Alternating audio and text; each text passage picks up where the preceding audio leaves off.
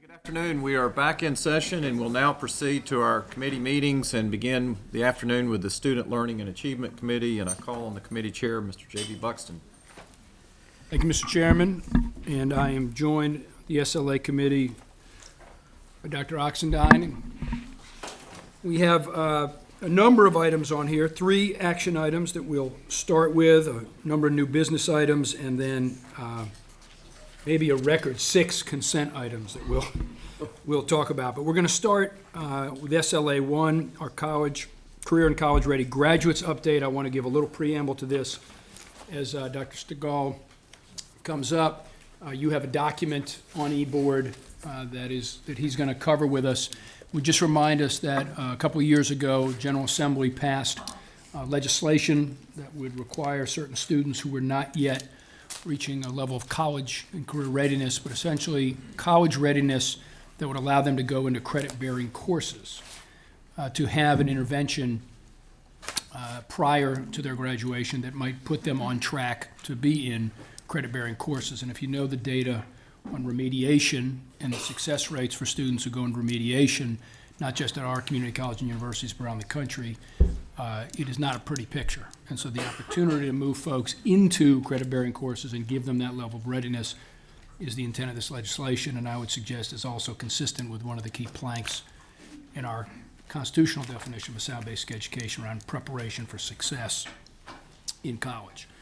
So we have had a number of deliberations. I want to recognize Dr. Stegall to let us know where we are as we look to a limited implementation in the end of this year and a full implementation next year.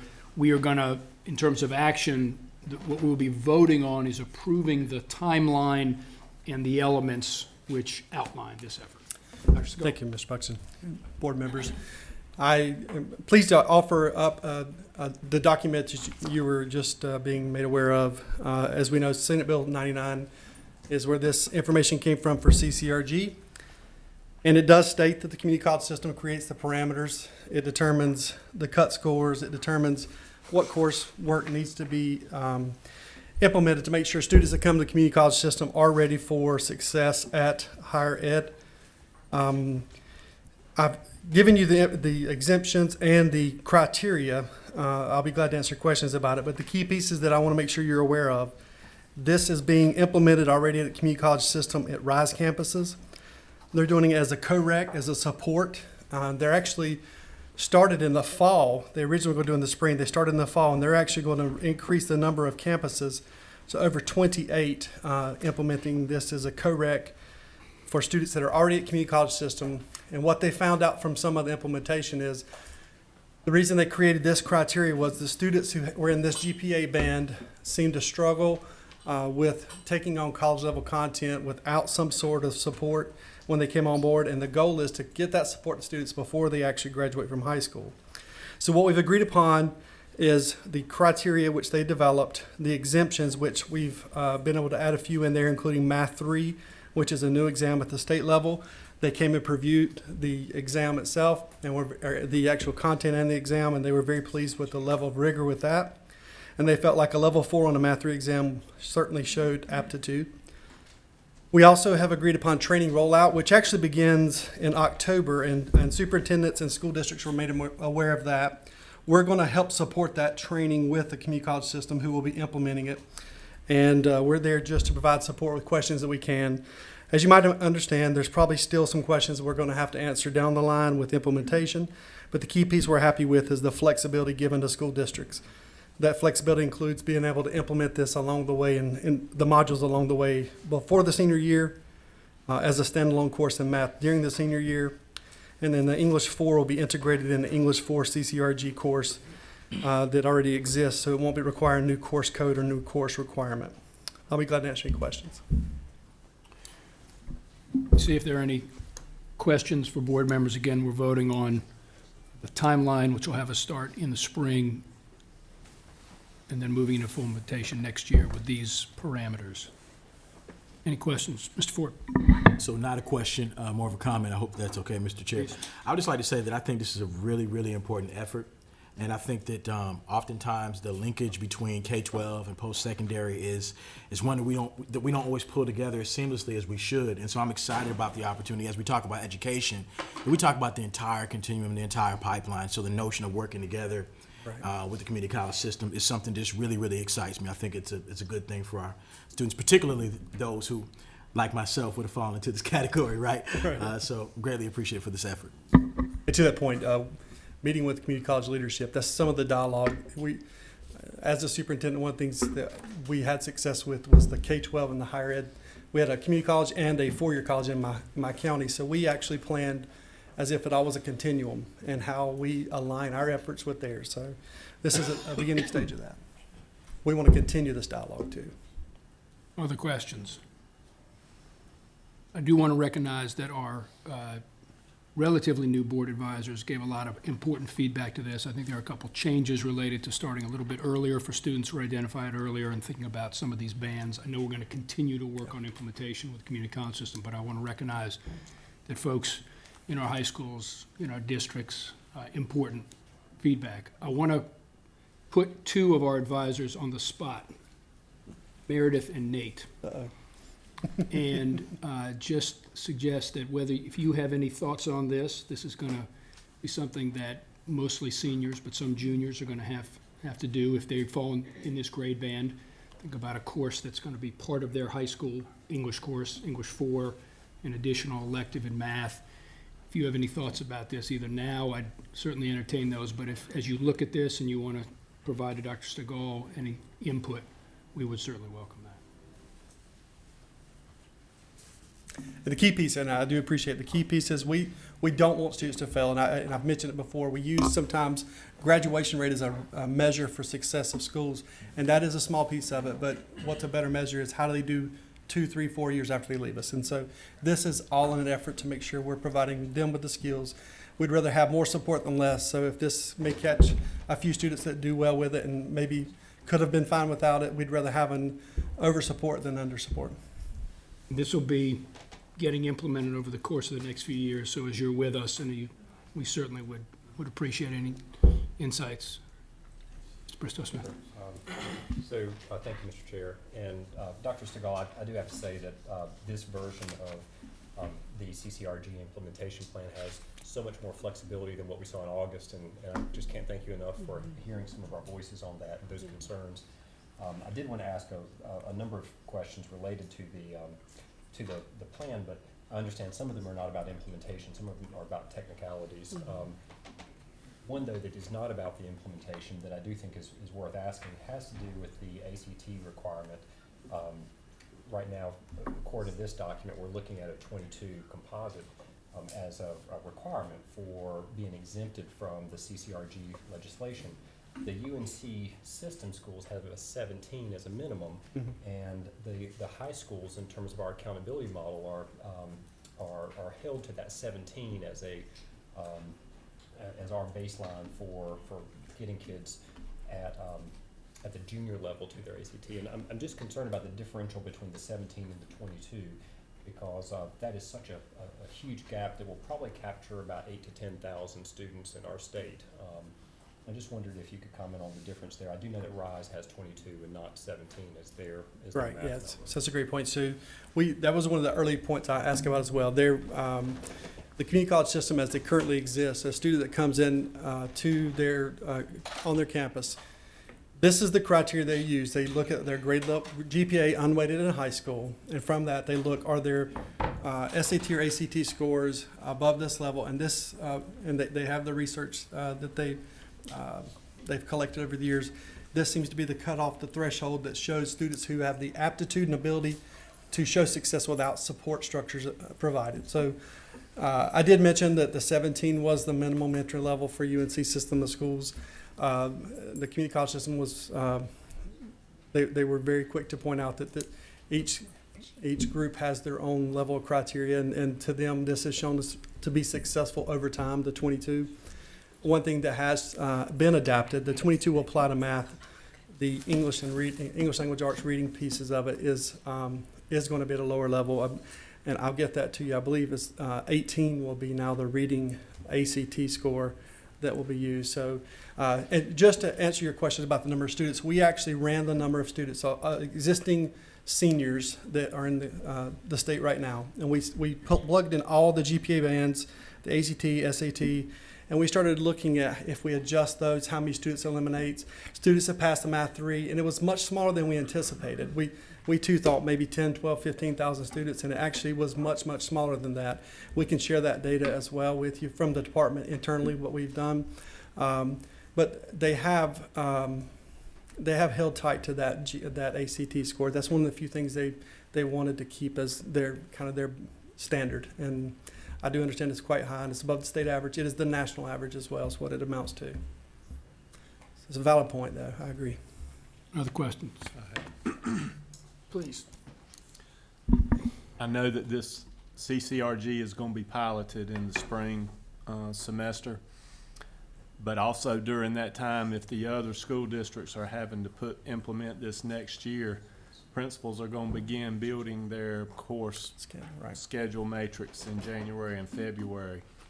Will we, in the districts and principals, be receiving guidance so that they will know how to adequately plan to have this implementation on them next year? Right.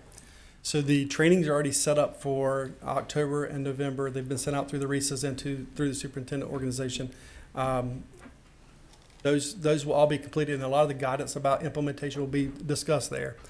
There are going to be logistical questions that, as mentioned by Mr. Buxton, that will still have to be overcome. Some of that will be the platform for delivery. But yes, we at the department plan on giving lots of guidance, and there's still some questions we don't have the answers to because we're still looking through timelines. We didn't want to hold up the training because school districts needed to be able to get their staff prepared, go ahead and hold those train the trainer sessions back on site. But we will do our best to get early on, well before the handbooks go out. I know that's a big issue in early January in particular, so we'll be cognizant of that. Please, Dr. Miller. I just completely lost my train of thought. It's all right.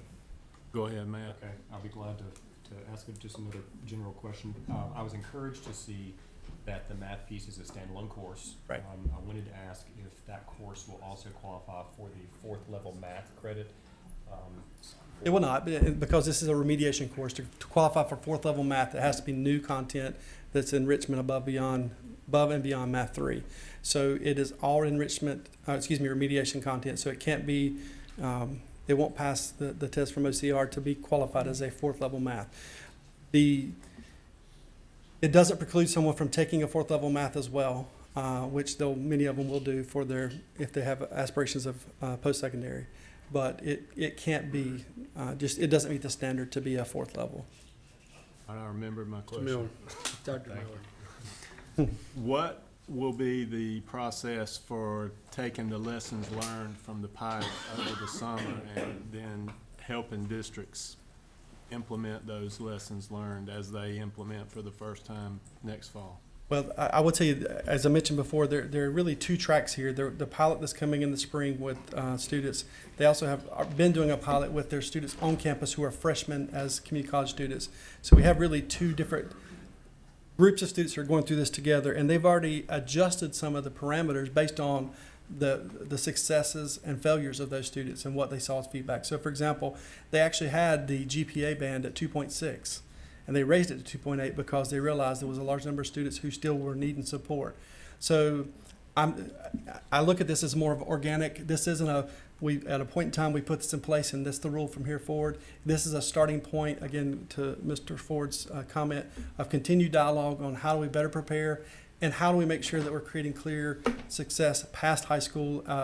I suspect exemptions will be needed that we haven't captured yet, and they're very open to, they're not wanting to punish K-12. There's no desire for them to do this to us. They want this to be something that we're embracing and that we're preparing students, that we're not leaving them hung out to dry. So it's a very valid point that there are probably going to be lessons learned that we haven't even recognized yet.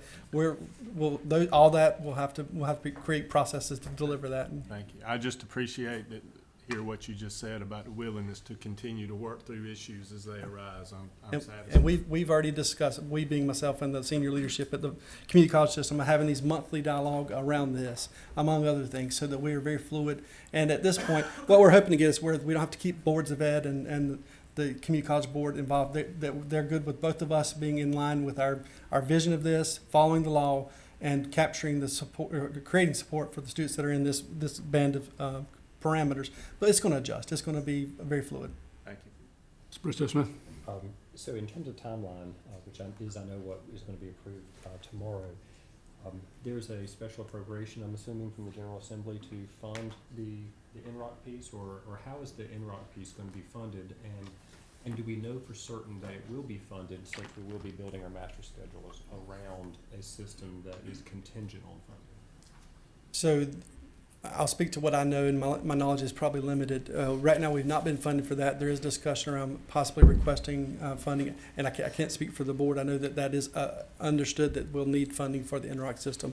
We are, in fact, our e-procurement group is meeting with the community college system e-procurement group as we speak over the coming days about looking at existing contracts that we may be able to tag along to, or so that we don't have to go through the year-plus long procurement process, which would expedite the implementation. But we do understand that's something that'll have to be funded, and we'll have to figure out all the details with that. It is in the law, so we're going to have to figure out a way to make it work, obviously. But to that end, and again, I don't want to put words in the community college system's mouth, but we are actually looking at worst case, if there is a slower implementation, do we phase this in? We're not wanting to delay this anymore, but we do want to be aware that we could still have some roadblocks to keep us from fully implementing. We don't want to hold districts and schools up, so we're trying not to put that out there too early. But by January, we will have to commit. It's starting this fall or it's not, and the NROC system is part of that discussion. So in the spring, we'll be able to tag on to the community college's subscription to NROC. So fair enough. For next year, that's going to have to be, we're going to need a short session appropriation or some other budget strategy with the community college system to implement. The LEA should not be concerned that they're going to have to fund. It's not an LEA cost, Very good. Thank you. Any other questions? except for Edgecombe County. I think they're going to have to pay. For those listening online, the tongue was firmly planted in cheek by Dr. Segal. Any other questions? Great. Thank you. Thank you for the feedback, and especially for our advisors living this. Thank you very much for the input. All right. SLA 2 is changes to the 2018-19 accountability data. Dr. Tammy Howard is with us, and we passed this last month. As you might imagine, with any major data sets, there are a few elements of cleanup that we need to do, and Dr. Howard's going to go through those with us. Thank you so very much. So immediately after the release to the state board, there is a data correction window. And during that time, we make any other data corrections that need to be made. We've listed them here on the executive summary. There is also an attachment that specifies which schools had the change made. We're indicating status changes, and there were two that we do want to acknowledge, and that was due to some data not being included in the original growth analysis. We, of course, went back and amended that, and we had one school that went from METs to exceeds. Overall growth did not impact their school performance grade.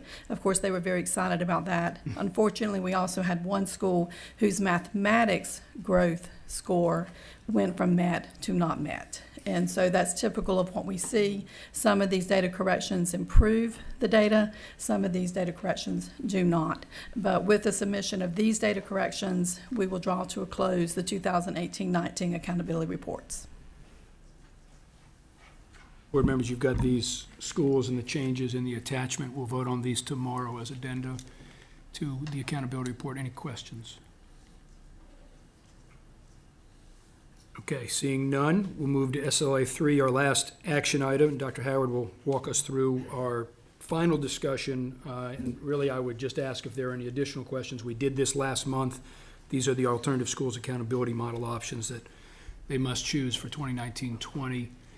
Any changes since our last meeting? We did have, well, actually, no, I do not believe there were, no. Okay. So this was discussion last month, action for this month. Any questions about this? Mr. Duncan? I didn't have this question last month, but I want to get a better understanding now. There is a school, for example, in Guilford County called the Newcomer School, where you're only allowed to go for 1 year under the federal law, but they're all people who are new to our country and do not speak English, and it's a way to have the students be able to get acclimated so that they can better go into the school system after having some time in the Newcomer School. Is that considered an alternative school, or what are the, My how do you recollection deal with is, that? yeah, my recollection is that school does not meet the definition of an alternative school or other designated school that then can avail themselves of this model at this present time. It doesn't make sense to put it under the state model, because it doesn't meet that definition either. Right. Is that where it is right now? Yes, so it is under the state model, so it gets a school performance grade like every other school. We could entertain additional conversations about that if you would direct us to do so. I would ask that we do that, because this school doesn't fit that model. I mean, these students don't speak English Okay. and we're not talking about one language, we're talking about 50 languages in that school. So it's a very good thing, but at the same time, it doesn't sort of match up well with the accountability work that you're doing. Right, so just to qualify, the definition, of course, is in state board policy. So that would be the beginning conversation of going back and looking at that with our various colleagues in the department to see if there were any possibilities for making a change there. Well, to my fellow board members, I'd make the request that we think about doing that for that and any other school that fits that description, should there be others. Just a quick comment about how, quick question about how their status as English language learners affects their role in the accountability model, if in fact they're all coming in as ELL. Right, so in the first year, an English learner student takes the assessment, but it does not count for growth or achievement. The second year, it counts in growth. The third year, it counts in achievement. This school is a school that only has these students for that first year, but the Every Student Succeeds Act qualifies that if you have any data in any one indicator, then the school performance grade is calculated. Okay, so let me make sure, is your request, Mr. Duncan, to add that school onto this list or to look I'm down not the sure it road? belongs in the alternative school list either.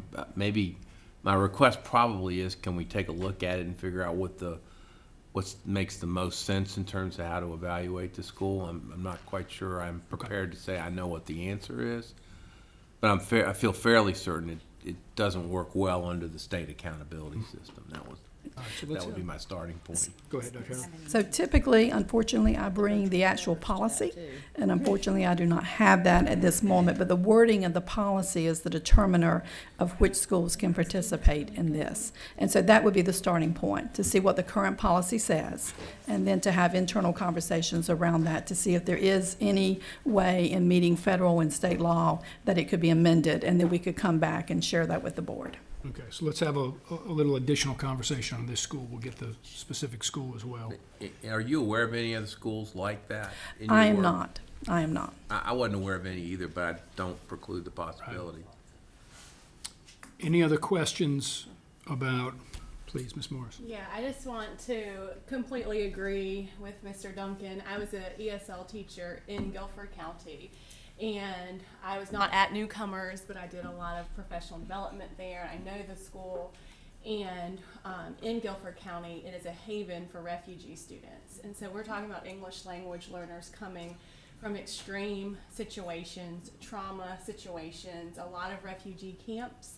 And so what they're bringing to the table is different than some of our more typical English language learners across the state. At my elementary school alone, we had 25 nations represented in that one school, and many they didn't even know their birthday. We had to teach them how to use the hand dryer. So if you think about that in context of where it is placed, knowing that brain research indicates that it takes 5 to 7 years for a student to reach academic language, even though their social language is going to progress much quicker. That's a key part of it. Thank you, Ms. Morris. So what we'll do is this is an item that'll be for action tomorrow. If we could do a little bit of research into the policy definition, what this school falls under, we have a little more conversation, and just see if there are any amendments we want to make or we have a different way to handle and think about this school. So just to qualify, I would anticipate going back and having conversations and this being an item in the future with respect to newcomers. Is that correct? Meaning not an action tomorrow necessarily. Right, I just want to get a little bit of clarity about Okay. whether this is one we might want to amend at a future date. At a onto future this date, list or yes. Think about, yeah. Yes. Okay. Is that, Mr. Duncan, does that satisfy? Yes, very your much so. interest in this? Thank you. Okay. Mr. Ford? So a kind of point of clarification. So one is I echo the sentiments of both Mr. Duncan and Ms. Morris, but I kind of want to draw a distinction between the school, how we assess the school, and assessing the students themselves. Because if we're going to explore this a little bit later on, I would like for us to kind of open it up even larger and talk about the ways in which we hold English language learners accountable in general, right? The WIDA assessment where they rank to say, 1 year in and then 2 years, that feels like a one-size-fits-all sort of prescription for accountability. And I know, I'm not an ESL teacher, but I know, just from hearing the murmurs oftentimes, right, that there's a sense of impossibility a lot of times in schools who know they're going to be held accountable for, after that initial grace period, right, when in fact, when you look at where they're at, in terms of the language development, they may not be there yet, right? Or if they have had interrupted education, right? So it's not been consistent. Those nuances don't always factor in. So I just want to, on the one hand, I think it's a good conversation started to talk about the school. I think it'd be better for us to talk about how we assess and the accountability measures we create for English language learners in general. So just want to throw that out there. Okay. Thank you, Mr. Ford. All right, so to be clear, we're going to have this item back tomorrow. We will also have, as future discussion, we'll look at the newcomer school and any other similar schools, if we learn of any, that have a similar situation with ELL, especially students. Okay. Thank you. Thank you. Thank you, Dr. Howard. All right, we move to our new business items. We're going to have the first two. Mr. Michaels will come up, our Career Pathways and Perkins 5 briefing, and then he's going to transition right into our CTE credentials report. Just a reminder for the board, we are sitting in the middle of our transition year from our Perkins plan that will take effect next year, but we're in a transition year now. You're getting a little bit of a preview of where we are headed with our Career Pathways work, which I think is pretty exciting work, connecting, as Mr. Ford said earlier, K-12, post-secondary, and then also the workforce. So what you're going to see here is going to walk us into that conversation, but you will be coming back, I think, February, March. Yes, sir. With a report for us, a final plan for us to be approving. Yes, sir. So this is just a new business item for today. Thank you. Great. Thank you, Mr. Buxton. Thank you all for having me today, and thank you for allowing us to update you on the Career Pathways and Career and Technical Education plan, if you will. I'd like to set the stage, if you will, for our presentation. This work is very personal to me. As you recall, I have 9 family members enrolled in our public schools ranging from kindergarten to 7th grade. They were just a few years ago, right? All of them are in critical stages of becoming aware of career options and making decisions that will impact their futures. Where do they go for post-secondary education? For how long will they go to post-secondary education? What credentials will they need to prove their value to an employer? What passions do they have that they can pursue, and how do we help them meet those needs? How do I help guide them and their parents from awareness to exploration to experiences? And for me personally, how can I make a difference in the lives of these young people as they move forward? We believe our new state plan for career pathways and CTE will give us the tools to answer many of those questions and to improve the great system we currently have to make it even more accessible, efficient, and effective in improving a parent and child's ability to make informed and impactful decisions about a career. The new vision for career pathways and CTE is to help a parent and a child be more informed about our 5th through 14th grade options in North Carolina. To help them understand local options available in 5th grade to become career aware so that they can explore careers in 6th through 8, experience a focused career pathway from 9 through 12, and launch into our post-secondary options even before they exit our secondary programs. So to begin, I'd like to share our timeline. Much work in drafting the initial plan has already been completed. In August, we hosted multiple working sessions and invited stakeholders from within the agency leadership, as well as the community college system, our partners with the plan as we submit it to the federal government. NCBCE, NC Works, board members here and at the community college, the Department of Labor, Department of Commerce, and the governor's office. Many people assisted us either through the working sessions or by individual discussions. All of this helped aid in the draft that we have today. I'd like to highlight the 2 December dates that we have in the middle of the slide. First, we will have a public comment period from December through February. That will be specifically around our indicators. And secondly, we will have a 30-day public comment on the overall plan itself. Lastly, in February, we do plan to come back to the board for the initial presentation on the final plan and submit it to you all for approval in March before we submit it to the governor's office for his signature and then to the federal government for their approval. Long process, very, very many months. So let's first talk about, I wanted to highlight some things that this plan will impact in our daily operations. Number one, our concentrator definition has changed. As many of you are aware, and we spoke about earlier in the year, the concentrator definition federally has changed from 4 technical credits to 2. That does have a significant impact on our program areas, on our course inventory, and really on some of the opportunities that we can take for a new vision for career pathways in CTE. Secondly, there's a new comprehensive local needs assessment, and I'll highlight that when the time is right here in a few minutes. Lastly, performance indicators, and the performance indicators that have changed significantly that will really shape how we look at student assessment, and really their proof of learning to make sure that they are prepared to move into the workforce.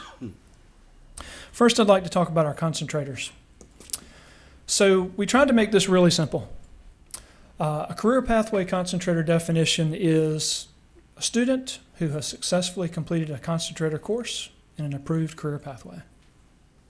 We go on to further define that a career pathway concentrator course is either a 2nd or 3rd level course in the career pathway that builds upon technical skills acquired in a prerequisite course.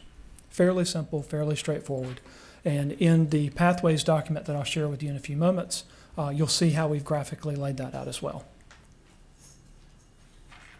Because of the new definition of concentrator, we have now opportunities to streamline some of our operations, which leads to the changes we recommend relative to program areas and courses for our career pathways.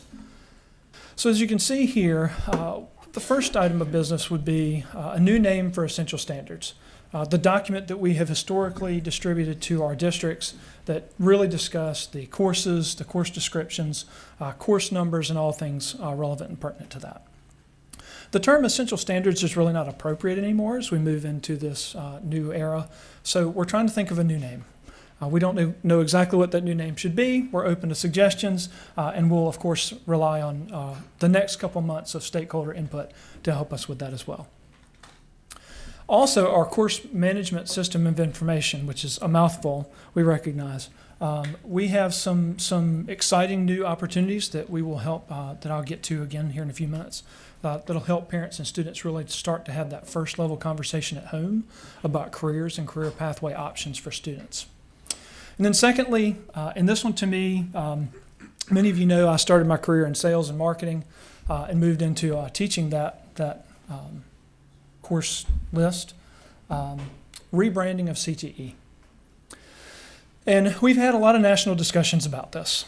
Many of you know I also coach young people in the NCFC soccer world, and I actually wore my CTE shirt to practice one day. And, you know, of course, parents say, "Oh, CTE, what is that? What do you do?" And I said, "Well, you know, I work for CTE," and I started to go, and they said, "Oh, that is, thank you so much for working with CTE." I kind of stepped back for a second, and we started to have a little bit more of a conversation, and I started to realize they thought I was talking about the head injury.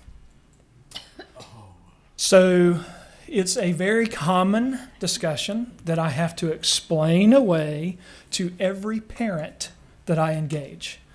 So to me, holding it really personally, if we're going to sell this great opportunity to our students and parents, we've got to rebrand.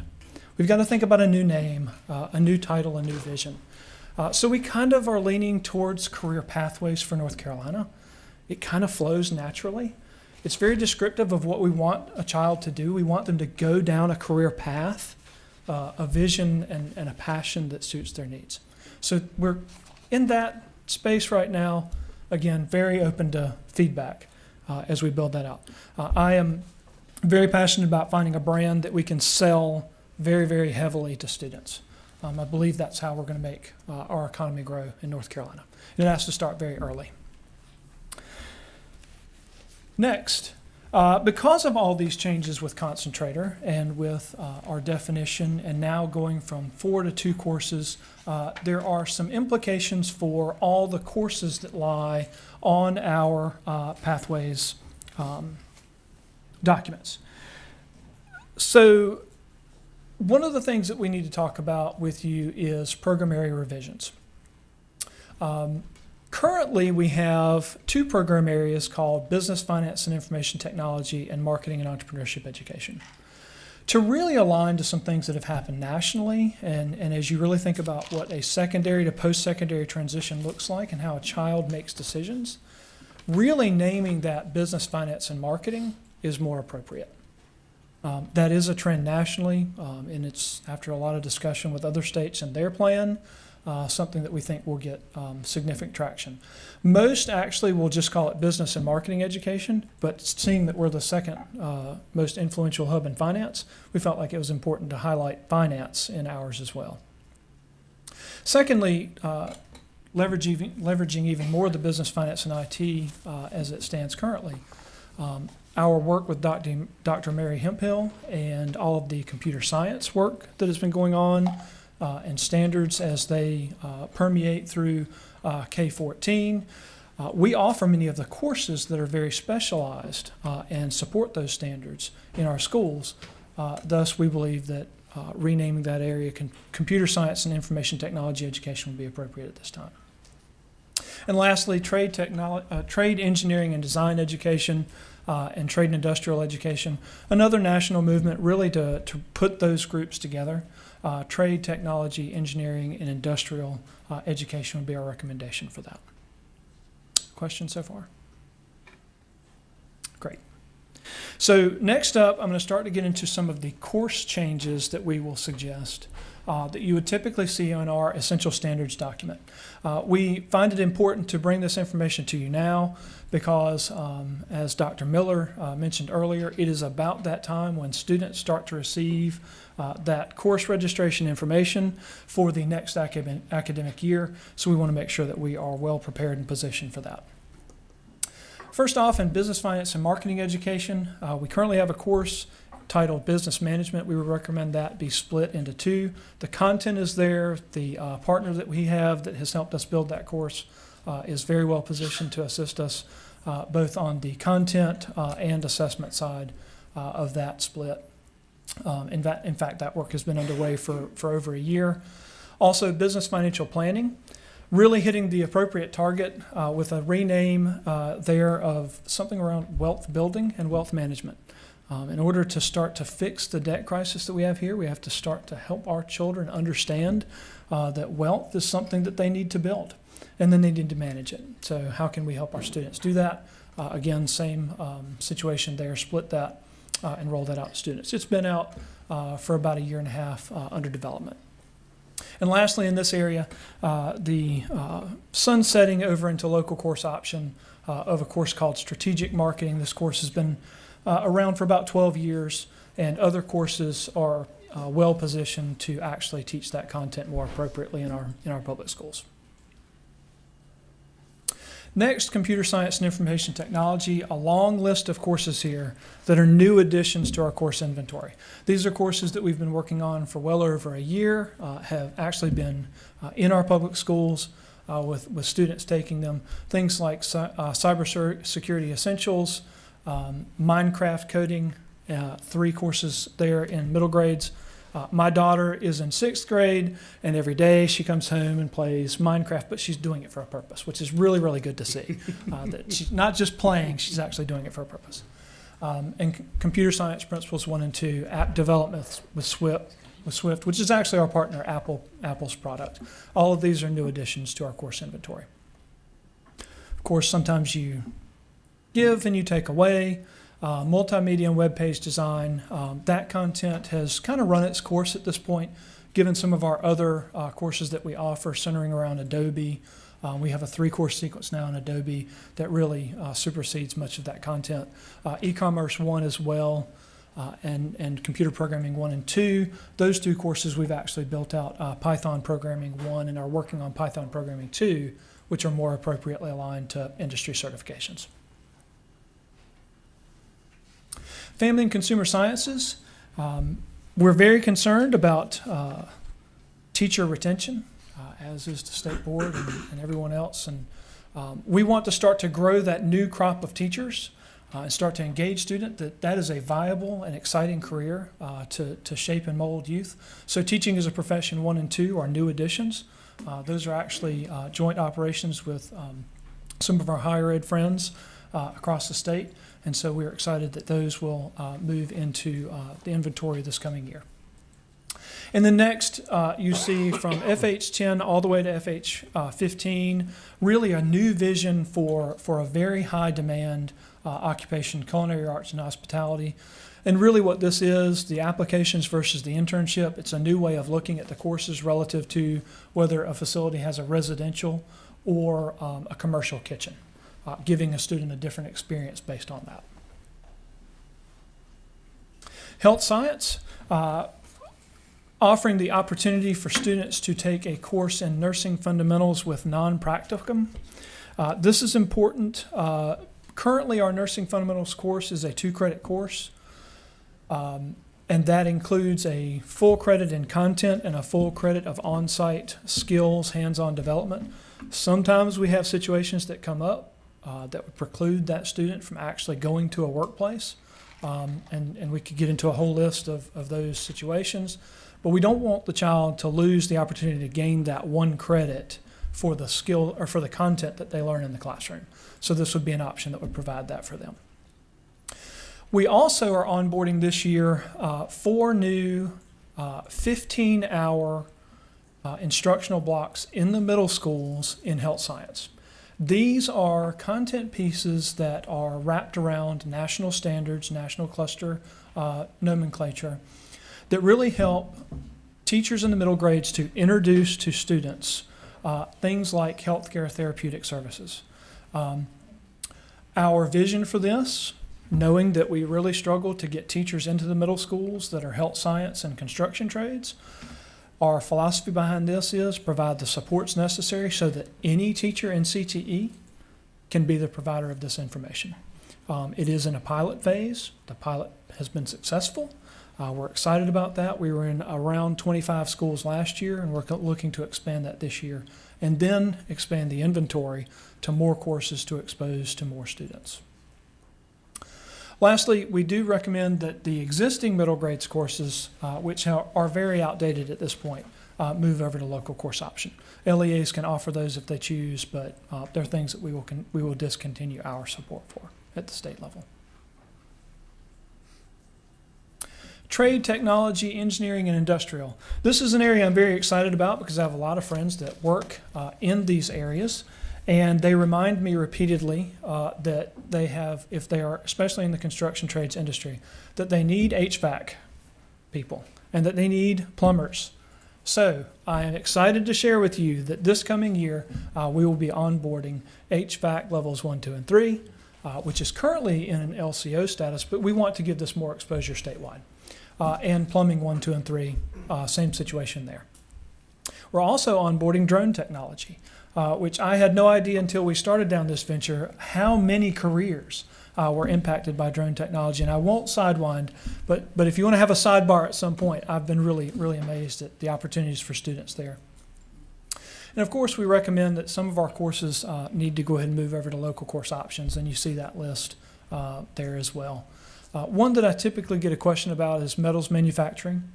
And for a number of years, we've gone back and forth with our support for metals manufacturing.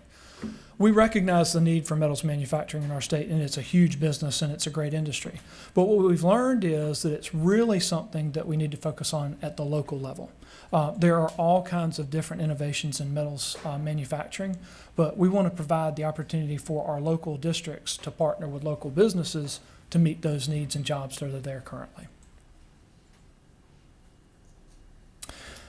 We also are adding a new work-based learning opportunity for our students. Many of you know that we currently offer a number of courses from the National Academy Foundation. So we propose adding the NAFTRAC certification, which is an internship application. We also are excited to tell you about our essential employability skills. We have done a lot of research around these, and Kimberly McDonald, our assistant director, will talk to you about some gains that we've made in the credential space for that. But I wanted you to know that these are the 6 key employability skills that we have focused on, and we are working to align all of our content to see how they all support each one of these so that we can have better conversations with students about how to be employable. I have business people frequently tell me, get me a child that will show up on time ready for work, and I'll do the rest. We want to help them a little bit more than that, but this is certainly key. Future acquisition, I will highlight some of these areas here, and I think the number one to highlight here is really in our human services cluster. We have begun work on a 2-course sequence focusing on counseling and mental health.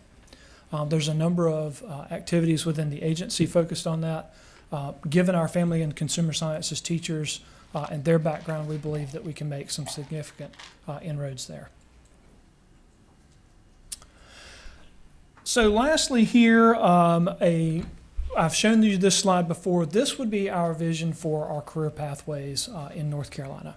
And if you imagine a student or a parent coming to a tailored website for their use and seeing the middle grades courses all the way over to the end and being able to click on any one of these courses and go to all the pertinent information that they need to know about that course, things like the occupational outlook, how do they get to post-secondary opportunities, how much money will they make when they engage in these opportunities. All of that is something that will kind of explode out from a child being able to click on one of these courses here. There are about 60 of these currently built out. We are working with a partner to actually flesh out the website and the content that they will be able to use to see this. And the thing that I want to point out to you here that's really significant is if you see the career pathway major at the very end on the right there before the return to main page. I want to highlight this, if you will, and talk about the definitions that we've built out for career pathway major. A CTE career pathway major is earned when a student successfully completes an aligned course sequence within the same career pathway program of study and successfully completes that career pathway major course. And a career pathway major course is one that provides aligned specificity in the career pathway and can include either an advanced studies course, work-based learning course, or a course with aligned content. Given the limited resources of on-site career advisement, we want to make sure that we provide this tool in a manner that students and parents can have that first level conversation at home so that when they get to the school and they're talking with a counselor for the first time or a career development coordinator for the first time, they're having a second level conversation about the career opportunities and the passions that meet that child's need. Any questions about that? Dr. Oxendine? Perhaps you've already discussed it, and I apologize if I missed it. But the CTE career pathway major seems to be very comprehensive when I think of the word major. So about how long would it take a student to complete a major? Great question. So I'm going to back up one slide. In this situation, most of ours, it would be 3 courses. In this one in particular, it would be 4 courses. A student would start out with a foundational prerequisite called Core and Sustainable Construction, goes into a lot of the foundations of safety, health, et cetera, on site for a job in construction. Then they would go into Electrical Trades 1, Electrical Trades 2, and finally they would finish with Electrical Trades 3 or Advanced Studies, which is really a research-based course where a student focuses on the prior instruction, or an apprenticeship or internship. Also eligible here would be our cooperative education. So if Electrical Trades 1 or 2 was eligible for cooperative education credit, the student would earn that work-based learning as they matriculated through the system. So it could be between 2 and 4 courses to earn the major. So, in a typical 6-hour day, a 7th grade student is required to, of course, take the core curricula. And then I suppose the schedule, some way or other, the principal and the school counselor and the teachers would have to work in those other, if the student is on one of these pathways, would have to work in these courses during the. Yes, ma'am. This seems quite intense. Well, and actually the 7th grade content would be middle grades exploratory. So it wouldn't be until they entered high school where they typically have around 24 blocks of instruction. And what we've seen is under our current system, we have 54,000 concentrators with 4 courses that they must take. So we have a reasonable suspicion that we will actually increase our number of concentrators, which would be 2 courses. And if they've been able to do 4 in order to get a major with 3 to 4, we believe that we're positioning pretty well so far. We're going to have to learn as we go throughout the process, though. A lot in the CTE area. It's fascinating to me. Yes, Thank ma'am. you. It's wide open, isn't it? Good for our economy. Truly. Go ahead. Finish up your 2 slides. All right. Very quickly, the Comprehensive Local Needs Assessment. We have briefed you on this before. You've actually received a copy of the entire document in your folio for today. But just wanted to highlight for you, this is something that our local districts will do once every 2 years. We have done a significant amount of work to get this out ahead of time because of the planning that our district partners have to do well in advance as far as benchmarking for data purposes. So this will drive local decisions significantly. And I cannot emphasize that enough. The question that the federal law demands we ask of our district partners is, what does your local economy need your schools to be producing? This reinforces that, and I think that is an excellent time for us to be in that space. There are going to be hard decisions made. We recognize that, and we'll help our districts all along the way. But it is time to ask those questions of what do we need locally. If you have questions about that, I'm more than willing to take them now or by email as a follow-up. Great. All right, so next we're turning over to the performance indicators. And although I would love to talk about these performance indicators in depth, I will at this time turn it over to our Assistant Director, Kimberly McDonald, to walk you through that. Before Ms. McDonald comes up, I'd forgotten this transition was happening. Yes, So let me sorry. get any questions on what you're seeing as kind of the early glimpses to the 5-year plan. Mr. Duncan. Thank you. I appreciate all the great work that's being done here. I was, like you, excited about the HVAC component, knowing how many wonderful jobs are available upon graduation from high school with the certifications required. As you likely know, I come from an area where multiple districts are very interested in the metalworking components and are not happy about this. So let me reflect some of their unhappiness, not nearly as well as they can, let me add. Sure. But so we can get your response to this.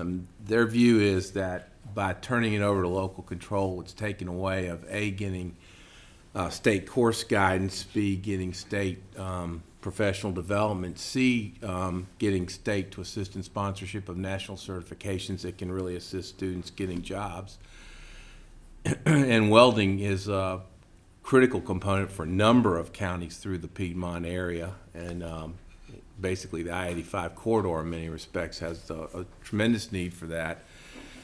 And again, like HVAC, has very high-paying jobs coming right out of high school. So I would be remiss if I didn't reflect a great deal of concern that's out there about that not being included as part of the statewide certifications, and rather it being dropped to a local control or local exploration, if you will, because there's genuine concern in multiple districts in the area I represent, and I believe there are in other districts as well. One last footnote that doesn't require response, just as a broader thought. I think we do need to take a look at some point to think about, as we look at these programs, which are excellent and are needed, and can't say that enough, but as somebody pointed out, we've got 6 classes a day in most of our high schools, with a requirement of 24 classes overall, a requirement of 22 to graduate in that context. And if we don't look at scheduling at some point, I think everybody can put tremendous data in front of us about what a difference it makes to have participation in the arts in some fashion in high school and before. And others can put up other areas that make a meaningful difference. And there's very strong literature that educational literature that shows the difference, for example, the arts can make in the long-term education. And obviously this can make a huge difference for students in being able to have them have a very productive living right after, but we're sort of squeezing it to the place where we don't have room for these things, or at least any potential of both looking at your career and also looking at the broadening of your cultural exposures. And so that's a different question. That's not really for you. It's really for us at some point to think about. Scheduling is really important at all levels, and certainly high schools part of it. And how I know that's a local issue predominantly. I know Dr. Miller would be saying, last thing I want is the state board messing in my scheduling, and I don't blame you. But we do need to be thinking about it as we go forward. But my main comment has to do with the metalworks issue. And so I pass that on to you. It's strongly felt. I don't even know if, I would, I know there's a lot of people who would be grateful if that was reconsidered, but I do think it's an important point, and I don't want it to go by the board without realizing there's some strong feelings about it. Sure, if you'd like to make some comments now, but we're also in Yes. process on the whole plan, so it's good feedback into the plan. And we do have a long time to get there. Absolutely, you're correct. So I want to make sure that I was clear. We have a 3-course sequence in welding that is completely aside from metals manufacturing. And we actually aligned that to the NCCER credentials, all of those credentials, as well as the AWS Sense, which is the beginner AWS for American Welding Society for welding.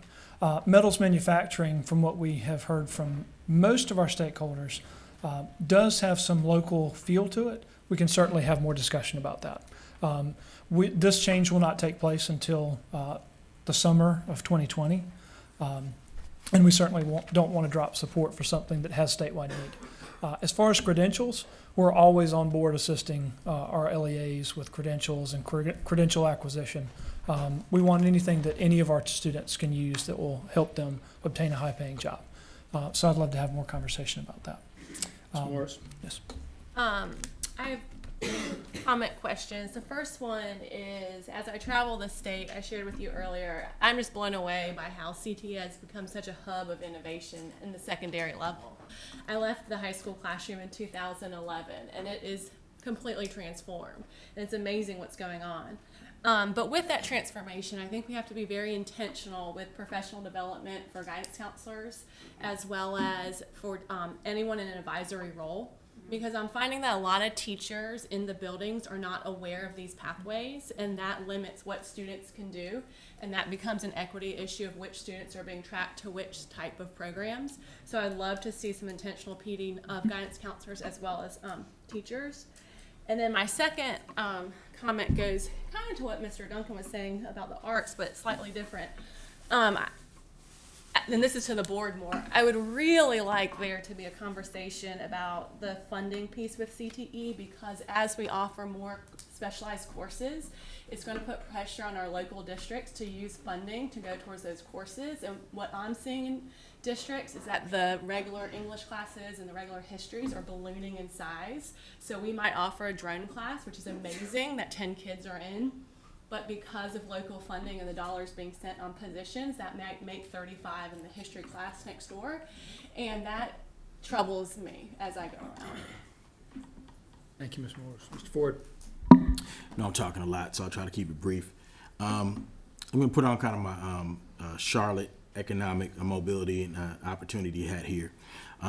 As we embarked in response to some of our certainly local lack of social and economic mobility, but I would say Southeast regional lack of mobility, CTE has been a huge part of that equation. Some of the commentary that we got back from the workforce and from the private sector was that CTE courses were not, and this goes to your earlier question, were not appropriately mapped to the sectors. There was a lack of sector alignment, right? So being intentional about making sure that what we're training students to do are in fact what reflect the needs of the community. But in addition to that, making sure that there's an intentional partnership between the local workforce boards, and also once a credential is had, is there any mechanism by which we can place students, right? So if I come out with HVAC, right? I have the certification, right? But because of other sort of systemic opportunity gaps, is there any way to help place me with a potential employer as opposed to giving me this credential and saying, now go forth and conquer, right? Is there any way to kind of connect them in ways, and maybe that's not something that CTE does, but maybe through a partnership with the workforce board could be developed or enhanced. So I just wanted to kind of throw those out for the record, for things we could think about as this develops. Absolutely, and if I can, Please. thank you. So the great thing is that we are not doing all of this in isolation. We do have many of our partners, especially with the help of the CLNA, many of our partners coming together locally, the local workforce boards, local chambers, local CTE directors and whatnot, coming together to have these discussions about what's needed.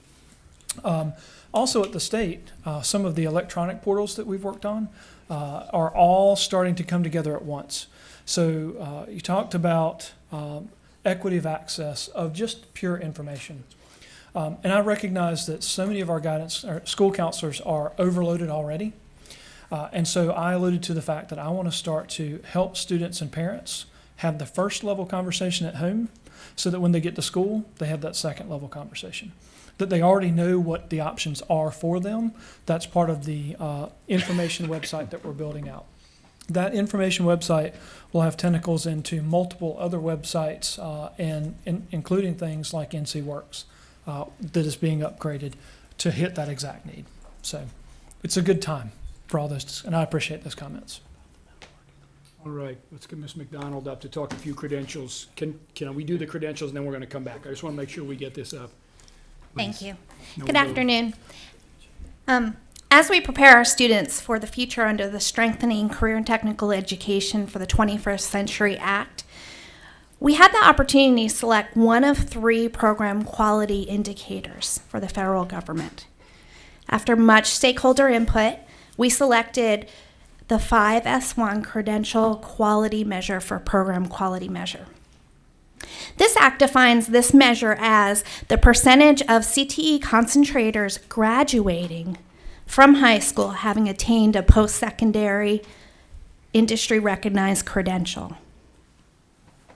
This indicator will require us operationally to take a closer look at our operations around the credential inventory and assess industry value and pathway alignment as we strategically plan these opportunities for our students in their pathway of choice.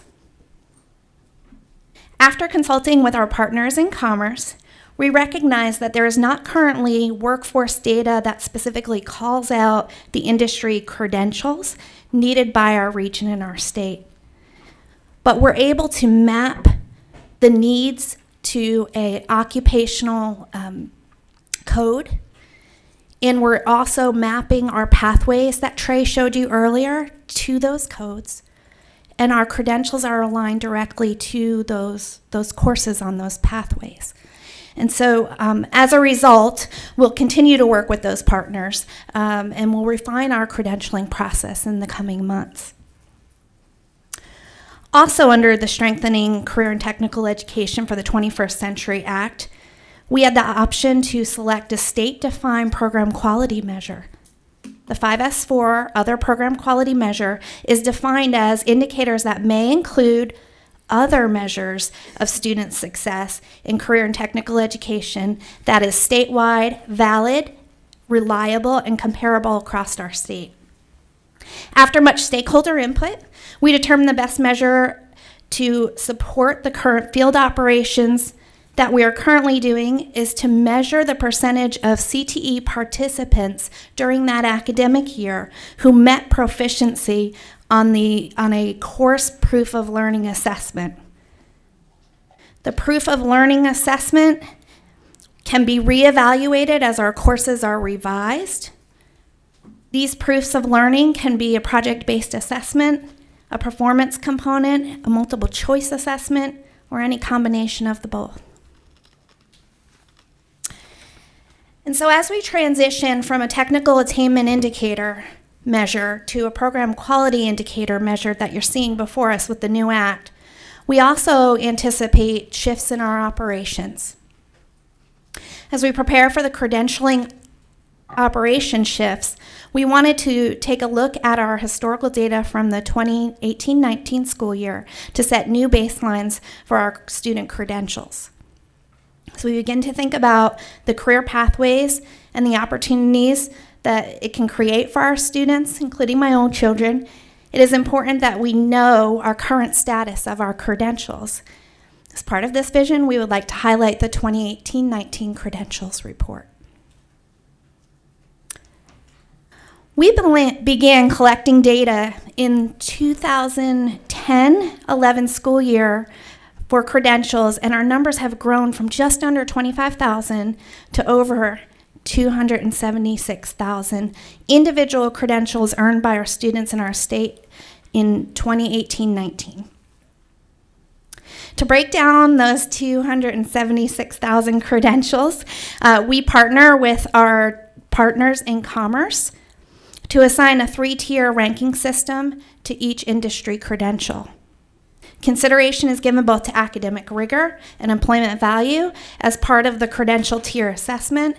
In 2018-19, North Carolina CTE students earned just over 178,000 Tier 2 credentials and just over 4,000 Tier 3 credentials. The list of credentials and tiers can be found on page 12 of the report that's attached. And now I'd like to brief you on the top credentials earned. As you can see, these are the top credentials earned by our students in our state. It is important to note that all of these credentials earned will provide our students with the advantage of the career pathway of their choice. The Department of Labor reports that the general construction occupation is growing faster than average, with 10% growth to 2024 in North Carolina. Students earning the NCCER credential, which is the National Center for Construction Education and Research, will have an industry-recognized credential that will provide them with an advantage in their career pathway. We also have the Microsoft Office certifications, which is just over 43,000 credentials earned. Breaking that down, Microsoft Word, our students earned 18,758, which is a decrease from last year of 2,000 credentials. PowerPoint, our students earned 17,610. Excel, 5,446. And Microsoft Access certifications, our students earned 1,272 credentials. The Workplace Readiness Soft Skill credential includes 4 of the 6 essential skills that Trey referenced earlier, and those are communication, teamwork, networking, which we call resource management, and problem-solving skills. The number of credentials rose almost 3,000 from last year to this year, and that was really due to a local focus on improving these employability skills that business and industry tell us our students need. We have an EverFi credential, and that encompasses 9 modules with a focus in financial literacy. And then the last 2 are CPR and first aid, and those are credentials that our students earn during their health science courses, as well as their family and consumer science courses in education. On page 24 of the report, you'll also find 2 tables that demonstrate the results of our public school units. We'd like to highlight the top 10 public school units with the highest number of individual credentials earned. And during 1819, the enrollments in our North Carolina career and technical education courses that were aligned to a credentials, the enrollment was 325,642 students. In our state, 88% of those students earned an industry-recognized credential.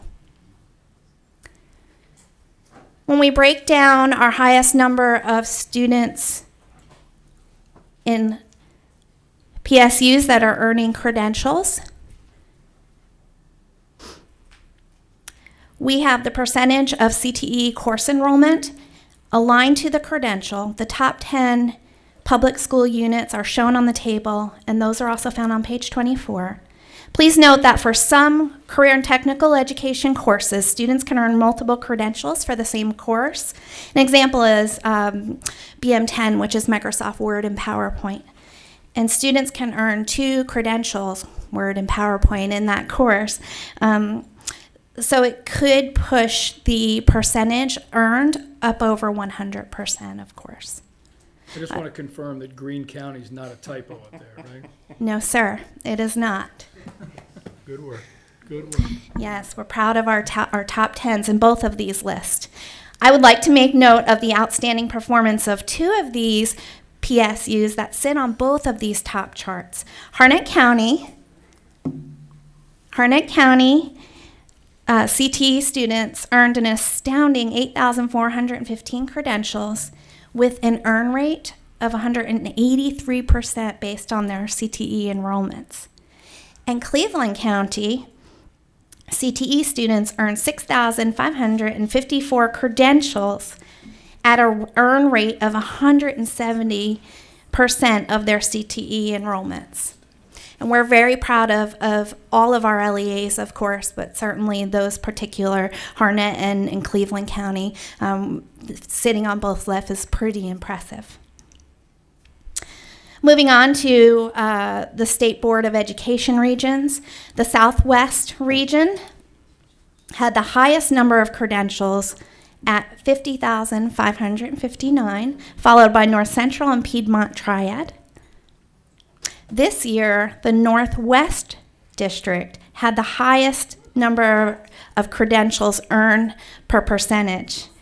As such, 115% of students in the Northwest region that were enrolled in career and technical education courses that offered an industry-recognized credential earned that credential. So thank you. This concludes our report, and we're open to the floor to questions around these credentials. Let me get any questions around credentials, the report, and then we'll close this down as we come. Mr. Bristow Smith, I think you had a question from our last presentation. I did. Actually, 2 questions. One's a comment, and I saw the Minecraft coding certification in there, and I wondered if you considered Fortnite. I thought that would boost your enrollment among your middle school students. Fortunately, my children have not discovered that yet, so. But no, seriously, I'm a high school senior. I have a 2.7 grade point average. I'm completing a career pathway headed directly into the workforce. I have a job lined up. Do I need to go through a CCRG math and English course to qualify to take community college courses if that's not my intended career trajectory? So following right behind Dr. Stegall and you guys, I just wanted to toss that out there for the board's consideration and for your comment. And I would lean also on our partners who helped with that, Dr. Stegall. I was writing down what she just said. Ask that again, please. I apologize. Oh, boy. Okay. So Dr. Stegall, I'm a high school senior. I have a 2.7 grade point average. I'm completing a really rigorous and inspiring CTE pathway. I have a job lined up right out of high school. Maybe it's an HVAC job or a plumbing job, but I followed my career pathway. I've gotten to my senior year next year, and I'm asking, do I need to take CCRG math and English? Because my plans are not to go to the community college. My plans are to go to the workforce. The way the legislation is written, it's not incumbent upon post-secondary aspirations to take the CCRG course. I think the expectation is it's for any student. I think the expectation is it would prepare students for a community college, but it also be foundational knowledge necessary even in career fields, basic level maths. But again, it is a remediation that goes all the way back to 5th grade up through early high school. So it is foundational math skills that would likely be needed even whether they go on to a higher ed institution or not. I do understand your question, and that there will always be outliers where students, it doesn't necessarily fit perfectly. But again, this isn't something that anyone's intended to do to a student. It's really about making sure they don't get onto a job. But, you know, we in the district I was in, we really focused on work-based learning, and that was a key piece of it. And we didn't want them getting into the workforce not having the basic skill set. Sure, and I agree. I'm on that same page with you, and certainly I apologize for the crossover in agenda items, but they do seem relevant. They are, yeah. And for a student who's headed into the military, for example, or somebody who's already been accepted to a 4-year school in fall semester of their senior year to need to take CCRG courses in the spring to prepare them for community college requirements.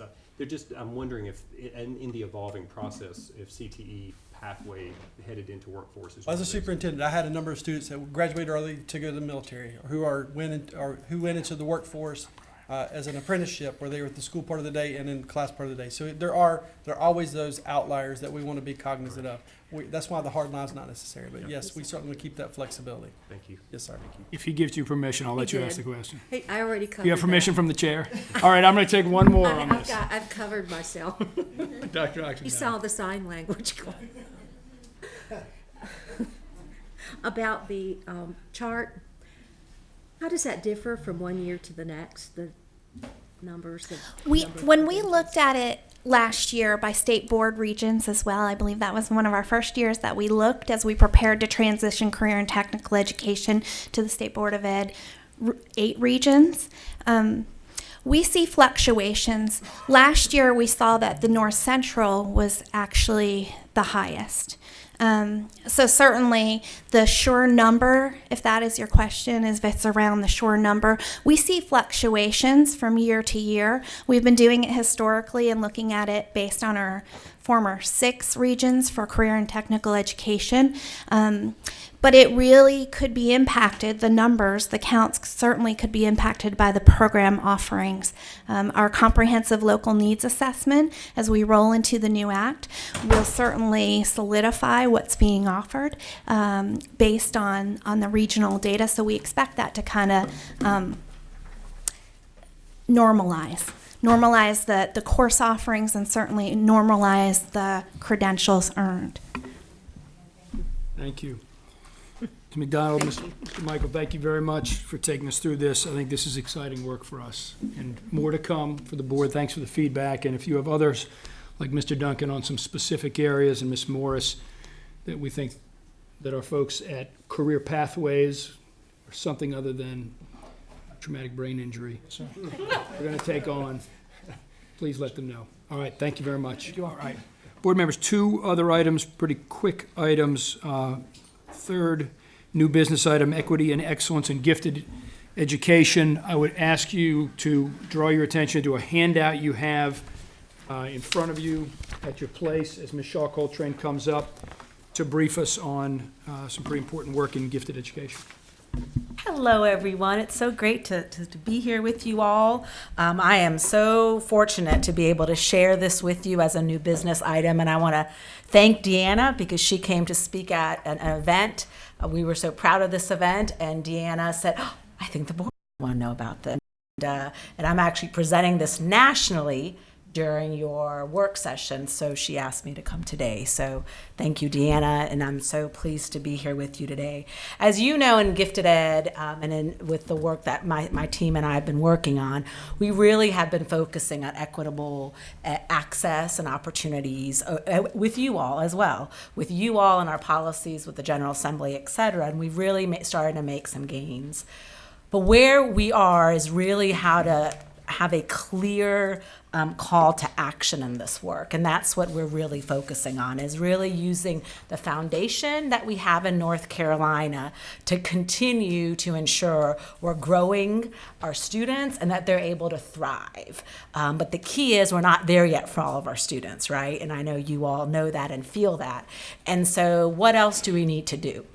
So we realize that Our data is moving locally, but not as a state aggregate just yet. And so while over the last 10, 12 years that we've been here, that I've had leadership here, we have made some gains when it comes to more equitable representation. We're definitely making gains with access. Our AP numbers outshine nationally with Black and Hispanics, et cetera. But our need is still clear. You all know it, we know it, our teachers know it. I'm not even showing you the data because you already know it. We don't need to keep rehashing the problems. But what we know is that we still have a long way to go when we look at increasing access and opportunities to help all children grow and achieve. So the team, which I do want to introduce if you don't mind, we have Beth Cross and Stephanie Cyrus. Stephanie, you've seen before last year presenting about this, but Beth is new to our team over the last year. So these are two of the best and brightest from across the districts who have joined our team now here at DPI. And so they, alongside of our school districts and our volunteer regional leads, because we don't have regional staff, we have volunteers that help provide us a think tank, really said, okay, what's next, right? We know the need is clear. The foundation in our state, you all have been incredibly wise to adopt policies that make it clear. Our school districts have been focusing on this. We have organizations, CREED and many others across the state focusing on this work. We know districts. Last year we had Durham, we had Buncombe, we had Charlotte, we had Pitt, all come here and speak to you about their various initiatives, whether it be with more PD, more equitable identification, talent development, as well as partnerships with EL. So we have districts that are individually doing incredible work. So the foundation is here. The last piece I don't want to forget to mention is the legislation. We have legislation that drives this work. We're one of the few states that back in the 90s realized we had to look at local planning and programming. Those of you that are in the classroom, as long as some of us have been 20, 30 years, will remember the 98 points, where that was how you had to, on a pink sheet, get 98 points. Y'all may not even remember that, but Dr. Miller over here will, and Mr. Duncan and others. But those of us on this side of the room will remember that. Those of us on this side may not remember that. But you had to score these random 98 points, where some of us even lied on the form. I did. To get somebody access to services, right? Well, the General Assembly called in a group of people back in the 90s and realized that's not the way to do it. We have to go local, right? We have to go local programming, local norming for local programming, but we're still not there. So we have legislation, this new math legislation that we have that gives immediate access to students who show us a high level in mathematics, so we get them immediately into service. So we have all these pieces. And we know what to do now. It is very clear in research what we need to do, both anecdotally and qualitatively as well as quantitatively, what we need to do. North Carolina is seen as a leader in this work. You all, with your leadership and the Office of the State Superintendent as well, with its personalization efforts, we are seen as a leader. Last year, we were cited in national reports. Just recently, Dr. Oxendine asked me a question at the committee call about, we're hearing, New York City just getting rid of all their gifted programs. And that's in kind of the context right now. And Dr. Oxendine asked me, what are you hearing? Well, what I'm hearing is that the National Association told that reporter, hey, if you need to go to a state that actually is doing good by kids and who are working towards this, it's North Carolina. In a random other article last week or 2 weeks ago now, parenting something, they said, oh yeah, they ended with North Carolina as a place. So we have the framework, we have the foundation, we know the need, and we have your vision, the superintendent's vision, the General Assembly's vision, and most importantly, the vision of our teachers, right, to do what's right by kids. And so what we've been doing, just a week and a half ago, we launched a strategic initiative for equity and excellence in gifted education with all of our school districts and charters who have a gifted plan. They came together and we really decided to be very strategic on this call to action. And so with this call to action, we're first focusing on all three pieces of change. How we all know a policy can get into place, a practice can get into place, and then change can be driven by mindsets. but where we can make sustainable and systemic change is when all three of the sides of the three-legged stool come together. So, in Durham, where Beth was, or in Asheville, where Stephanie was, their mindsets and their beliefs led the work, right? And then you have the policies of the law, or your policies, or you just have somebody who knows what they're doing in their classroom. But to make it truly have an impact that you all and we all want to see on the state level, and to lead the nation, we have to bring all the three pieces together. And so what we're doing is focusing on the brief that you have in front of you as the first step, is the call to action, where we focus on mindsets, policies, and practices with 6 critical actions. We even started with talking about factors at the beginning, critical factors. But we know the factors. We got to get action, and we got to get moving, and we got to get serious, and we have to be strategic. And so that's why having a clear document that's going to lead the way with our professional development, with our data, with our partners can help us move in that direction. The first piece in the brief that you all have, and those listening and those in the audience, is attached as attachment 1, I believe.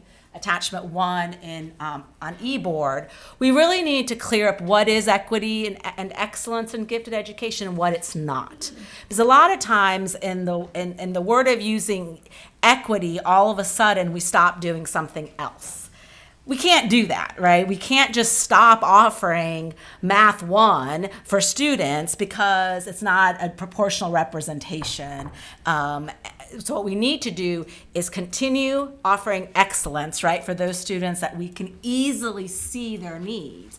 But then also focus on the issues of equity and how do we ensure that we really are tapping untapped potential, right? How are we seeing students at potential versus at risk? How are we being talent detectors versus deficit detectors?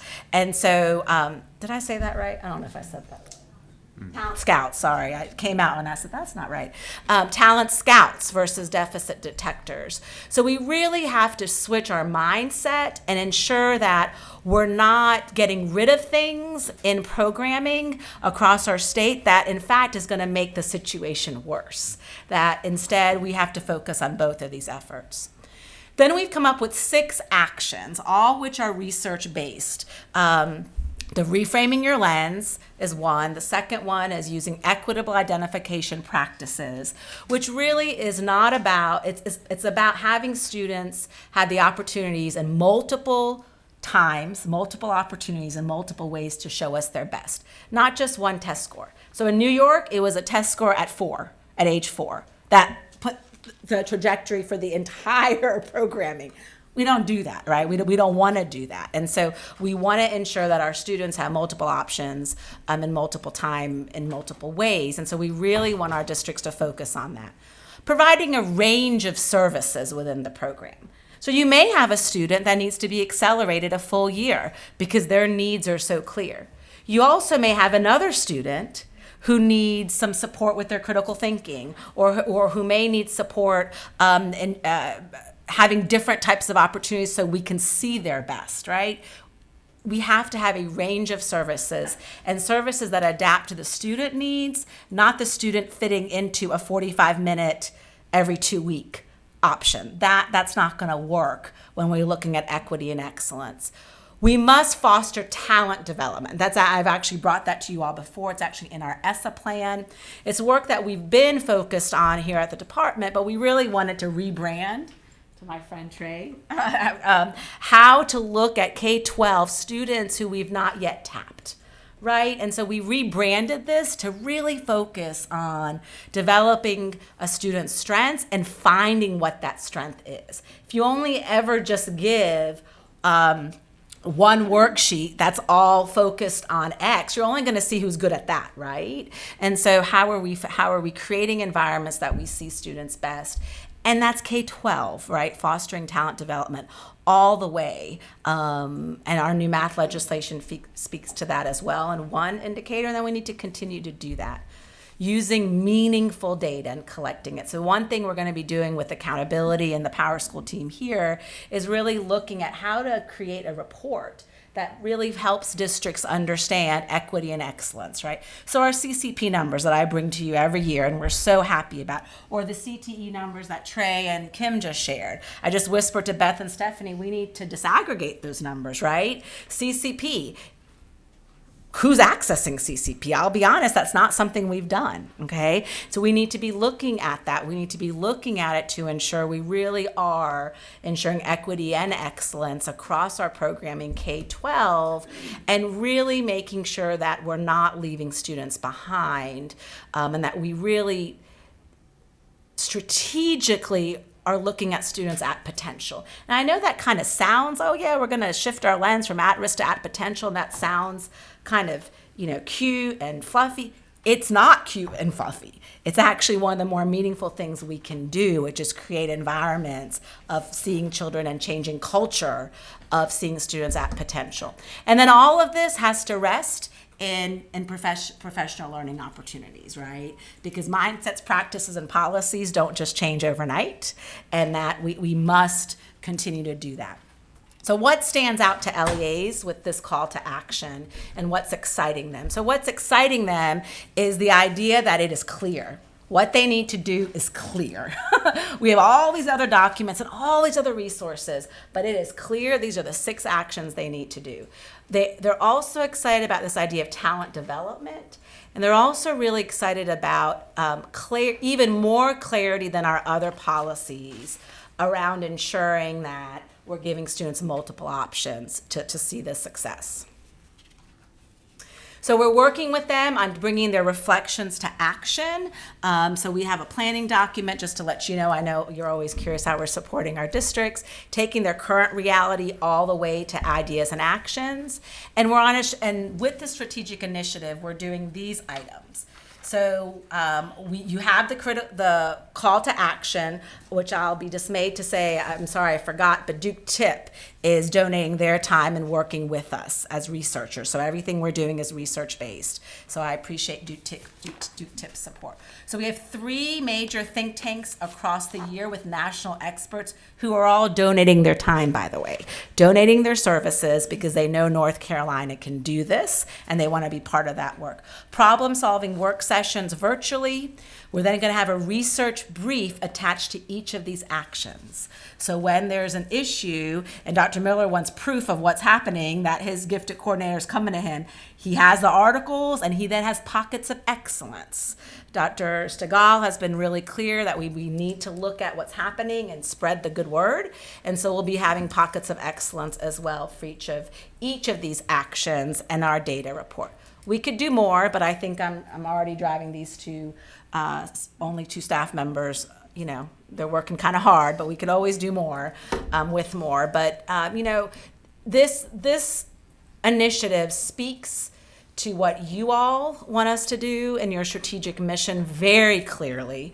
It's clearly aligned to the superintendent's 2030. It's clearly aligned to the vision and what needs to happen for our students, so that way we can increase achievement and growth for all. Thank you, Dr. Coltrane. Let me get 2 comments or questions before we move on. You used your allotted questions at the career pathways. So you get 2 for this one.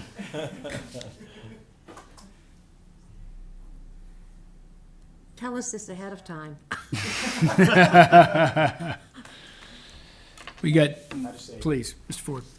Briefly, I just want to say thank you. Really, it's that simple. Thank you for transferring that energy, right, from potential and making it kinetic. You're right, we know these are the issues, but it's very, very encouraging to see us moving in this direction. It's a really bright day for North Carolina students, so thank you for that. You're here. Well said, Mr. Ford. Any others? Michelle Coltrane, thanks for the presentation. Thanks for the handouts, the information. You've got some more on eBoard. Appreciate the really strong work happening here at the Department on Gifted Education and broadening its access.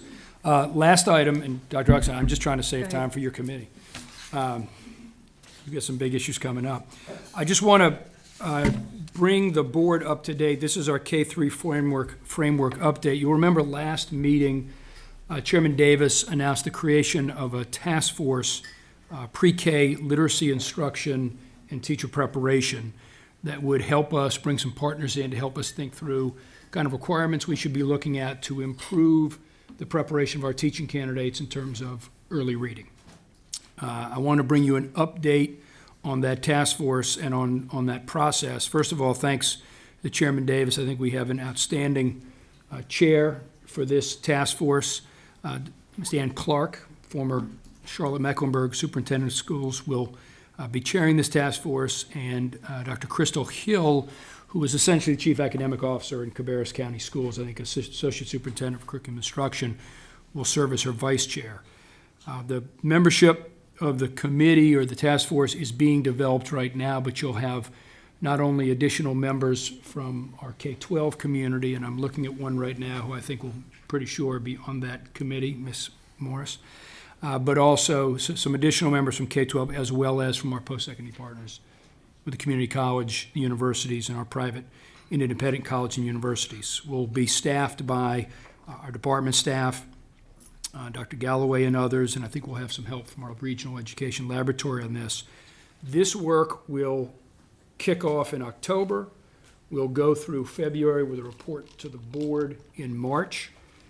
The relevant parts of that report will then go through Pepsi that deal with licensure and preparation before they come back to this board as recommendations from Pepsi for changes to program approval or licensure that relate to the teaching of reading, early grades reading from our EPPs. There's a charge that's been developed that's specific to the kinds of questions we want them to ask. I can already tell you that Ms. Clark and Dr. Hill are ready to go. Mr. Chairman, I'd ask for any additional comments as you've helped put this together. You covered it well.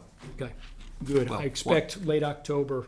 One thing I would add is those recommendations flow through Pepsi, and then they come through Dr. Oxendine's committee back to the board, so under her committeeship. Thank you. Yeah, they'll go through ES&P, and I think Dr. Oxendine has agreed to be at the first committee meeting to make sure the charge is clear for that committee. Thank you.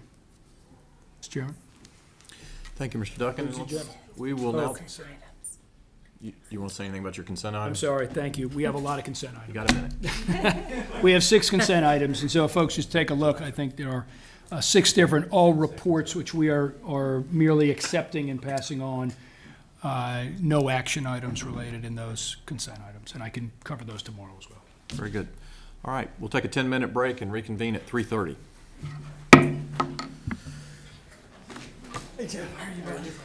So much for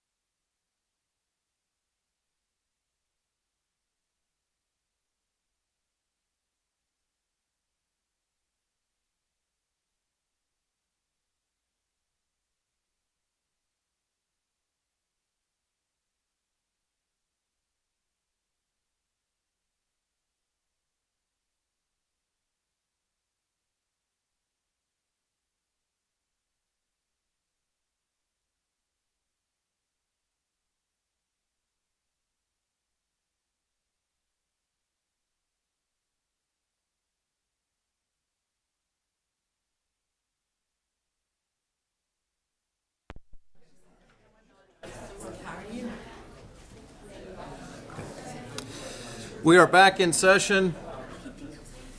We are back in session, and we will turn to our final committee of the day, saving the best for last, the Educator Standards and Practice Committee. I'll turn to the committee chair, Dr. Oxendine. The pressure is on. Yes. Thank you, Chairman Davis. I am Olivia Oxendine, and I'm chair of the Educator Standards and Practice Committee, and joining me in that responsibility is Miss Amy White. The first item is an action on first reading, ES&P 1, and it has to do with the teacher compensation model and advanced teaching roles. This is the year 2 report. The year 1 report is dealt with looking at the district's implementation plans, their where they were headed in terms of identifying quantitative evaluation measures, and also the report, year 1 report, focused on the district's analysis of focus group work. Year 2 report is really going to take us down the pathway of learning about any type of structural, organizational, or functional changes that are underway or have been made in our district. So approaching the mic is Dr. Tripp Stallings, and here he is. 2 shows a day, I'll be here all week. In the world of education, I think evaluators often have the reputation of being grim reapers, and it's not an unfair accusation. Our job is to examine implementations and figure out what's working, what's not, and how to make it better. And just by virtue of that job, we are asked to identify problems. It is not fun sometimes. It's a little exhausting, and so it is with a genuine breath of relaxation that I give you this report. This is one of the few times that I have mostly really positive things to say. And I think that these pilots are moving in a way that we need to be very attentive to. But I will also say that in no way means that everything is going right or well. I think that we're just learning the lessons about how to do this right. This is also the first year that we have anything close to quantitative outcomes to share with you, so I'll try to zip through this really quickly. I want to remind you, the vision and mission for this is really focused on the teacher and not the student. That's not to say that the students don't benefit. Obviously they do, or we wouldn't do it. But so much of what the advanced teaching role is about is to focus on, give attention to, and to honor the teachers who are already the leaders in a lot of these schools, and to make that more formal. If you've been on the board more than a couple of years, you've seen this a number of times. And for those of you who are new, it might be a little bit newer. I'll try to go through it quickly, but I'm showing it again because I'm adding something to it. We know that from the 80s and the 90s and even before, the model for teacher advancement or teacher compensation looks something like this. If you have an incentive plan, it will make teachers stay longer and student outcomes will get better. That's not really how it works. We know from a lot of different years and a lot of different programs it's more complicated than that. Our work on the pilots has not changed our opinions about this. The first thing you see is improvements in recruitment and retention. And the plans are more than incentives. They're about a career ladder, about giving folks some direction and some different pathways to choose. After you get through recruitment and retention, if that falls into place, you then see a change in school culture. Some of our pilot districts are aware of this. Pitt County is getting ready to administer a school culture survey to sort of track this in their advanced teaching role schools. After those things settle in, that's when we would expect to see the improvements in student outcomes, knowing that there are all these other things that impact that as well. How well is the plan communicated? We learned that during Race to the Top when a number of teachers received bonuses and did not know why they received bonuses. Also, the impact of other initiatives. There's 1,000 things going on in these school districts. I'm adding one more, which is the reason I've resurrected this diagram. And this will play a role in our final report, which we'll bring to you in June when we bring recommendations about how to move forward on the advanced teaching roles. The best plan fails without good implementation, good structure. And so on paper plans are not the solution. What we're going to share with you in June is what plans not only look right, but which ones were executed well, why that execution took place, and what it will take to make sure that 115 districts can execute plans too. That is, I believe, going to be the most important conclusion we hit by June. You can make it possible for every district to do this. It is not at all a guarantee that every district can or will be able to do it well without some kind of support and some help with structure and implementation. Evaluation looks at a lot of different things. Academic and instructional impact, obviously most folks are interested in, but also we wanted to look at the impact on the teaching profession. A lot of this comes from the legislation itself. Comparing the pilots, because part of our charge is to, essentially in the end, pick winners and losers. We're not going to do that in the way that you might think. We're not going to say this district was a winner and this one was a loser. We're going to talk about the things that worked well across districts, we hope, for the most part. And then last but not least, we haven't done this yet, there's financial and policy considerations. The year 2 report, don't try to read this, answers the questions at the top. The ones in yellow, and you can't see my yellow because the screen's too dim, we've answered qualitatively. But this year we've got some quantitative data for a couple of these questions. Do they improve the quality of classroom instruction? Do we see student growth school-wide? And do they help provide recognition for high-quality classroom teachers? Knowing that we might be a little bit behind today, I can actually end the presentation on this slide if we need to. This is the evaluation findings in a nutshell, and it is a quote from one of the advanced teaching role teachers. I could not have scripted this better. She said, "When I was a classroom teacher, I only saw my classroom and the way I did things, and I just thought everyone did that the way that I did it. And now seeing 9 different classrooms, I saw a lot of things not to do and things to do. And now I'm able to share that with other classrooms, like this was really great, let's check it out." So it's been really eye-opening for me. I think also seeing the big picture more has let me understand how the things that I do in my classroom can impact the school as a whole. So just for example, you go to PD and hear things about vertical alignment and everyone rolls their eyes, right? But then once I was responsible for all grade levels, like this year I'm responsible for 3 through 5, there were things we strategically implemented in 3rd grade, and I was able to say, I can see exactly how this is going to impact them in 4th grade, and if we can do this, it'll pay off. Here's the punchline. And my teachers, hearing that and seeing that, are like, okay, then I'm on board and I'll do it. That's it. Now that's when it works well. It doesn't always, but that's the goal, and that's where a lot of these places have landed. There are a lot of qualitative evaluation findings which will be very useful for the districts who are implementing now, but also for the ones who want to implement in the future. And I know we've got some newer ones that came on board this year. Way more detail in the final report. There actually is more detail at the end of this presentation that I'm not going to go through, but I put it in the slide deck in case you wanted it. Just some highlights, a couple of differences from year 1. Participating teachers, and that means the lead teachers, but also their teacher colleagues, and that's new this year. These are the teachers they work with, believe the quality of instruction has improved. Attractiveness of teaching profession. Lead teachers, administrators believe the advanced roles and salary supplements have incentivized lead, and this is important, and non-lead teachers to stay in the classroom because there's the possibility of professional growth. When we talk about the recognition for and retention of high-quality teachers, so this is an important growth area. Many teachers are concerned, and I understand this concern, that the selection criteria that a lot of these districts are using to identify their lead teachers identify the best teachers, but not necessarily the best leaders. And that's an important distinction. Just because you teach well does not mean that you teach adults well. Retention of beginning classroom teachers. Even though that was an intent of the legislation, none of the original pilots included that as part of their plan, but a lot of them are still providing support for beginning teachers anyway. The question here is whether it's the most cost-effective way to provide that support for beginning teachers, and we'll try to look into that by the end of the year.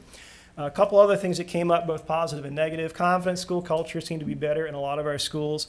There is still not universal support for differentiation of pay, and that is a big sticking point for teachers both on the lead and the non-lead side. So that'll be something to continue to think about going forward. Way more detail on the report, and also at the end of this presentation if you have questions about any of these. I wanted to spend the bulk of the time I had left, though, on the few quantitative outcomes we have to share. As I often have to do in these presentations, I want to remind you that the caveats are tremendous for this quantitative work. Not only are the 6 pilot plans different, which means they're not really comparable, they're also different school to school. In addition to that, our timeline for evaluation has been very short. We've got a very small group of folks working on this. All we've really been able to do is some approximations at the school level, and sometimes a little bit lower, with a pretty good group of comparable schools. It is not rigorous quantitative. It takes forever, but that doesn't mean that it's something that we would stand behind and say this is definitive proof. That said, it's largely neutral to good news. So let's take a look. I just mentioned a bunch of some of the limitations here. How we've solved those is we do most of our work cross-LEA, combining data where we can, and really what we're evaluating is whether the presence of the pilot, not what way it's implemented, but just having one, does it make a difference? We have one advantage going in, that we can do a small cluster analysis for 4 of the 6 districts because their implementations are similar enough. So we run both analyses for all 6 pilots and then for the 4 with a very similar approach to give us some sense about whether or not that particular approach has some impact. Okay, here are the punchlines for quantitative. In terms of recognizing high-quality classroom teachers, when we look at the applicants for lead roles, EVOS scores are higher for successful applicants than for non-successful applicants. However, leadership ratings are similar for successful and unsuccessful applicants. This goes back to the teacher comment earlier that if the application process focuses more on their quality teaching, it may mean that we need to spend a little more time looking at whether they're also quality leaders. Now, I know a lot of the districts are starting to implement that kind of thing, but it's interesting that the numbers line up with the comment there. Another note, though, that in terms of the entire candidate pool, and this is again just from 2 years, the EVOS values for the entire candidate pool were stronger in 17-18, which is one minor indicator that there's a stronger group of teachers applying if you value EVOS in that way. In terms of student growth, which I know is the penultimate, the 1-year changes in performance were larger for advanced teaching role schools compared to our statistically matched schools. They were not statistically significantly larger. But they were larger and generally positive, and I'll show you what that looks like. I wish I could take credit for this visualization, but it's actually one that one of my colleagues developed for Race to the Top. And it when things are working, it communicates a message pretty clearly. This shows you how not quite on target all of our results are yet. The blue bars are advanced teaching role schools. The yellow bars are their statistically matched comparison schools. And it's really hard in this state to find a school that has not had some kind of career ladder that can be used as a comparison, but we did find some. For the most part, if a bar goes to the right, it means that there's been positive growth year to year. If a bar goes to the left, it means there's been negative growth. And you will see that in ATR and non-ATR schools, you have some that have positive and some that negative. However, when you look at, there we go, the top fourth and the bottom fourth, the majority of those schools that demonstrate high growth are advanced teaching role schools. The majority of those schools that slip back were not. This is not, again, definitive proof by any stretch of the imagination, but we're just trying to illustrate from the number of different examples what it's starting to look like. We'll have more definitive answers in the third report. We do have statistically significant and positive results on one measure, and this is an indirect measure of the quality of classroom instruction. Advanced teaching roles, elementary and middle schools outpaced their comparison schools in 1-year changes in their growth scores. And statistically significantly so, I know it's hard to see up there, when we relax our model, and I'll tell you what that means. Like I said earlier, it's really hard to find matches. But when we relax our qualifications for the match, when we extend the pool of matches, that's when we get what we call a relaxed match fit up there. That's where the statistically significant numbers come in. In our most restricted matches, which are the ones we feel more statistically confident about, it's not significant.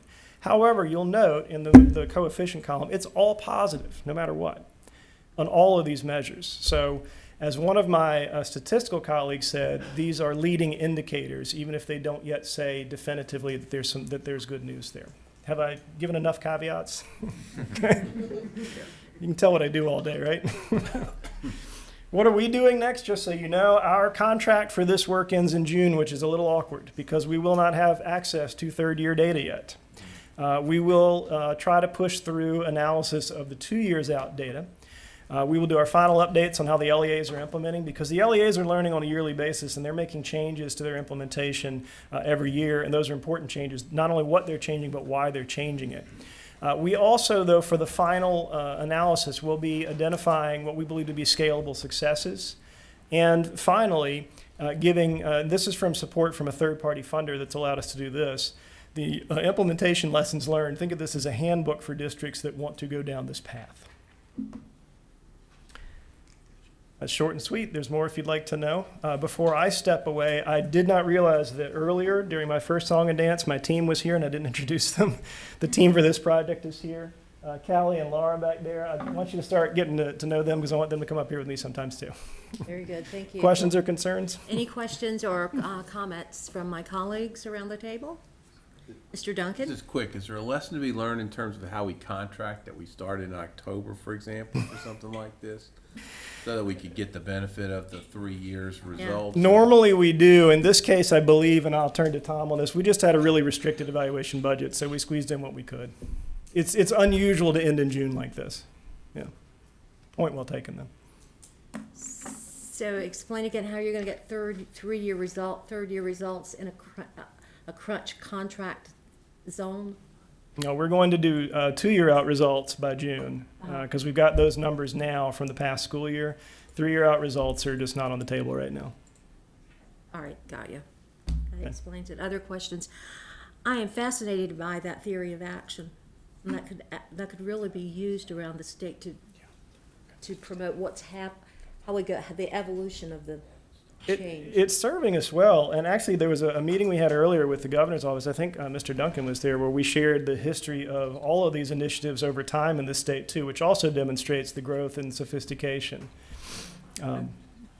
Colleagues to my advisors to my left, anyone?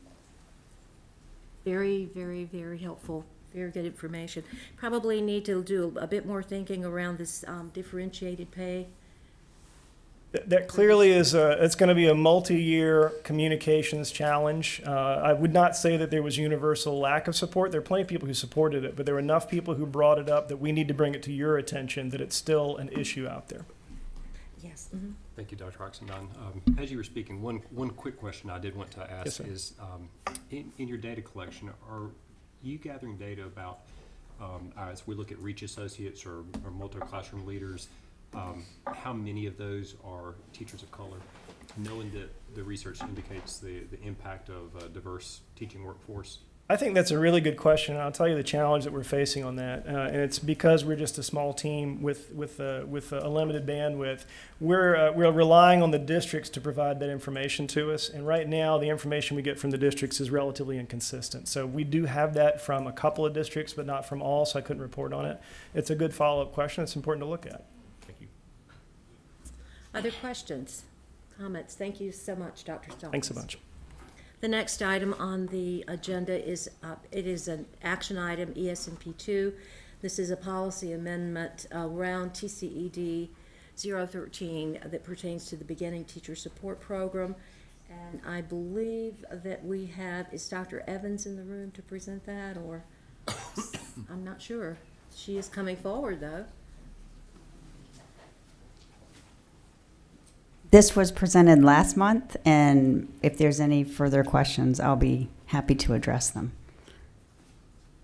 Are there any questions? And this is basically feedback from the regional education facilitators. Yes. Pertaining to making the policy more clear. Yes, and for concise. utility in the school systems. Correct. Very good. Any questions or comments? And so this is going to come to us tomorrow for approval. Thank you very much. Thank you. We're going to go on to the next item on the agenda, and this is an action item. It's ES&P 3, and it pertains to, let me just kind of lay the groundwork on this. The last board meeting, I recommended to my colleagues, and you went along with this, accepted the recommendation that we table this item until this month so that we could bring, and with us today is Dr. McKee, Linda McKee, so that we could bring Dr. McKee to the board and share firsthand information about AQEP, and AQEP stands for the Association for Advancing Quality and Educator Preparation, and she's going to join Dr. Teresa Coogan in a PowerPoint presentation, answer your questions, respond to your comments. I would also, before we begin the presentation, I would also like to say that I'm very proud, and I'm sure my colleagues join me in being very proud of the fact that we have an agreement with CAPE, and that is another national accreditor that operates and has partnerships with our EPPs in North Carolina. So I've had the opportunity to talk on the phone several times and to meet him personally, the president of CAPE. I'm very familiar with CAPE because I work at an EPP, UNC Pembroke, and every so often we get nervous about accreditation. So I'm very, very aware of the work and the importance of our accreditors that operate in North Carolina. So this is going to give us an opportunity to consider a second accreditor. But first, we want to turn our attention to Dr. McKee and give her an opportunity to introduce herself to the board and to provide information on AQUEP. Thank you. I'm Linda McKee. I'm the Chief Operations Officer for AQUEP, and I'd like to share with you about AQUEP standards. We consider them very rigorous, research-based, and relevant. They were designed 2 years ago by providers from 13 states, from 3 state education agencies, and representatives from the PK-12 profession. They're grounded in realities and aspirations of institutions serving diverse communities in diverse states. The standards reflect the real work of educator preparation across the nation. Our standards require evidence of quality and performance, not through inputs. AQUEP standards insist on evidence of the ability to perform effectively at the conclusion of the program and subsequently in the classroom and school environment. When the working group developed the AQUEP standards, they developed 7 design principles. These design principles are on the slide in front of us here. Collaboration among preparation providers. What we want to do is to really break down the silos so that we can have those conversations, professional conversations about what quality assurance and quality improvement look like.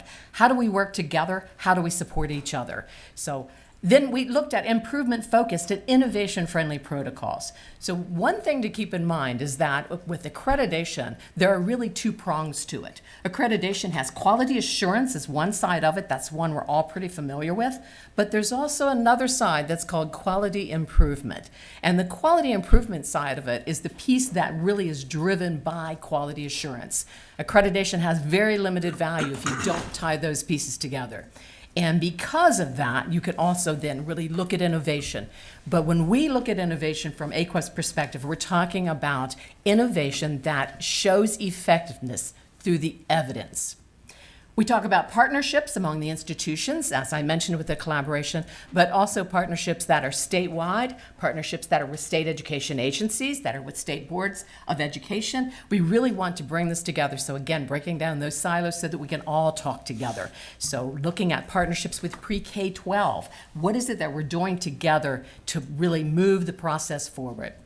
We have the comprehensive standards that address all types of providers. It's not just one type of provider. We work with independents, we work with community colleges, we work with the land-grant institutions, the HBCUs, all of those providers with the intent, even the alternative, with the intent then that all of them are held to the same standards. And one of the things that really has resonated with our members is the context and the mission. They really do count. When we talk about states, we're looking at states. Right at this moment, I'm working with states that are from New York all the way through the entire nation, including into Hawaii and Guam. Talking about all of the context that's a little bit different. It's different every place you go, as you all know. It's different also in a state. It's different at the different provider level too. So how does that really get impacted by the accreditation and what's happening and the quality assurance piece, and how did they really effectively impact for the improvement side of it? So then the other piece that they talked about was consistency and calibration of all the reviewers so that our peer reviewers have a training that follows through a process that, so when we send them out into the field for site visits, they're all familiar with exactly what the standards are, what the process is, and how do we then follow through so that there is that consistency in the process, including the calibration, because right now we're even looking and do consistently look at what we're doing ourselves, what's happening in the field with the site visits, what's happening with our peer reviewers, and then how do we make those changes that are necessary in order to hold ourselves accountable. And we do all of this really looking at the how do we do it with technology, because the technology is the one that helps us to control the costs. The technology means that we're being very respectful, and this really resonates with the deans. We're respectful of exactly what it is that they have in their pockets. It used to be quite a long period of time ago that university education programs were called a cash cow. We're a long way from that now, and accreditation can be expensive. And we really want to make good use of the technology so that there's a limited amount of time in the field that they have to pay for, and a limited amount of time when they really have to have those in-person conversations so that we can control that time and really look at exactly what is happening while we're doing those reviews. So recently I received a message from a North Carolina dean, a very well-respected dean in the state. And I just want to take a moment to read that message to you because it resonated with exactly what we're thinking about with AQUEP. He said, "I greatly appreciate AQUEP's differentiated approach to accreditation because it mirrors what we prepare our future teachers to do in their classrooms, i.e. differentiate instruction and assessment to provide every student with the best opportunity to grow and achieve. Shouldn't we want such a universally accepted best practice in teaching to be reflected at every level of educational assessment? I believe that we do. And I'm thankful that AQUEP provides an assessment framework which embodies that practice." End quote. So it's just one part of our ongoing internal and external evaluation system. We have started the process of being accredited ourselves through CHIA, the Council for Higher Education Accreditation. Dr. Coogan is going to talk very briefly about that and also share just a little more information about our standards and how they relate to student achievement. So I'd like to turn this over to Dr. Coogan, but I will be here to continue and respond to any of your questions. And that's what we will do. We will continue with the presentation and entertain your questions after Dr. Coogan's, unless someone has a burning one at this point. Okay, Dr. Coogan. Thank you. Good afternoon, everybody. I am Teresa Coogan. Thank you, Linda, for the clarifications and comments about AQUEP, and I appreciate the state board's continued discussion and follow-up questions related to this item at the September board meeting. The PowerPoint prepared today offers a summary of those pieces for you. Please allow me to offer you some highlights and key points to keep in mind. The partnership agreement with AQUEP will broaden and deepen the scope of the support and engagement between the State Board of Education and its approved EPPs throughout our state. The effect will be immediate as there has been an increasing number of EPPs interested in joining AQUEP throughout our state, especially in the past couple of months. As has been shared, this interest is expressed and growing by all types of EPPs, publics, privates, online providers, alternatives. This also includes EPPs who are not currently participating in accreditation, but have become very interested in joining with AQUEP. This partnership agreement will provide a pathway acknowledging AQUEP as a national accreditation agency for our recognized EPPs to consider. And with this partnership agreement in place, several opportunities become available to this state board to support its goals and strategic plan around quality preparation for our educators. Accreditation calls for evidence-based practice, it invites innovation, and it requires quality assurance and continuous improvement data. With this agreement, we expand the options available for all of our North Carolina EPPs to choose from regarding National Educator Preparation Accreditation. As a state, we add more value to the high-impact role that accreditation has on the preparation and training of educators, supporting the diverse EPP community that we have throughout our state. EPPs will be empowered to consider the best pathway for their context, their mission, their vision, their programs, and the communities that they serve as they engage in the hard and good work that they do to train our future generations, filling our educator pipeline. Offering a few clarifications to the points that were raised in our conversation last month, the PowerPoint provides a summary of some of the sequential steps required for an EPP who may choose to use National Educator Preparation Accreditation as their pathway to become recognized in North Carolina. AQUEP also addresses and directly embeds student achievement evidence within multiple standards as a part of their framework that the EPPs will use to organize their reports. Contained in this presentation is also a slide offering specific examples of some of these evidences that an EPP may consider to showcase to address the student achievement element. In addition to student achievement, inherent in the AQUEP process is also quality assurance data and ongoing continuing improvement data. We've talked before about how critical and valuable both of these elements are to national accreditation. An intentional focus and respect for the institution and the EPP's mission and context are critical and essential as we consider the diverse communities of the EPPs as well as the PK through 12 communities throughout our state that they serve. The AQUEP peer-reviewed process will require its participating EPPs to address multiple levels of the education system and the stakeholders that they serve at every level. To speak to the element about CHIA, the Council for Higher Education Accreditation, we do clarify in this presentation a link to their website for more information at the bottom of that slide, as well as a definition of what CHIA stands for and how they operate.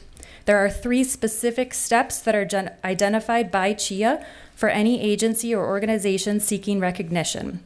As was shared last month, CHIA had closed their doors, so to speak, temporarily while they were revising their process, and they just reopened July 1st of 2019 to engage options with any interested provider or agency.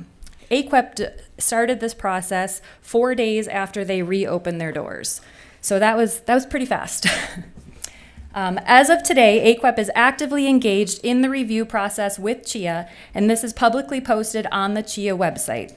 AQUEP is proceeding through this rigorous review process with CHIA with absolutely no concerns.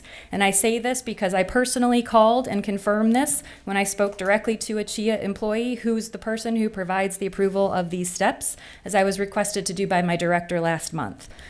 AQUEP is in very good standing with CHIA, and the CHIA representative also reminded me that, as is stated in their own handbook, anybody who's interested in engaging with an agency or an organization that may be in process of seeking CHIA recognition should not be delayed or inhibited by doing so just because CHIA hasn't finalized their process yet, and they have that in their handbook and provided me that reminder.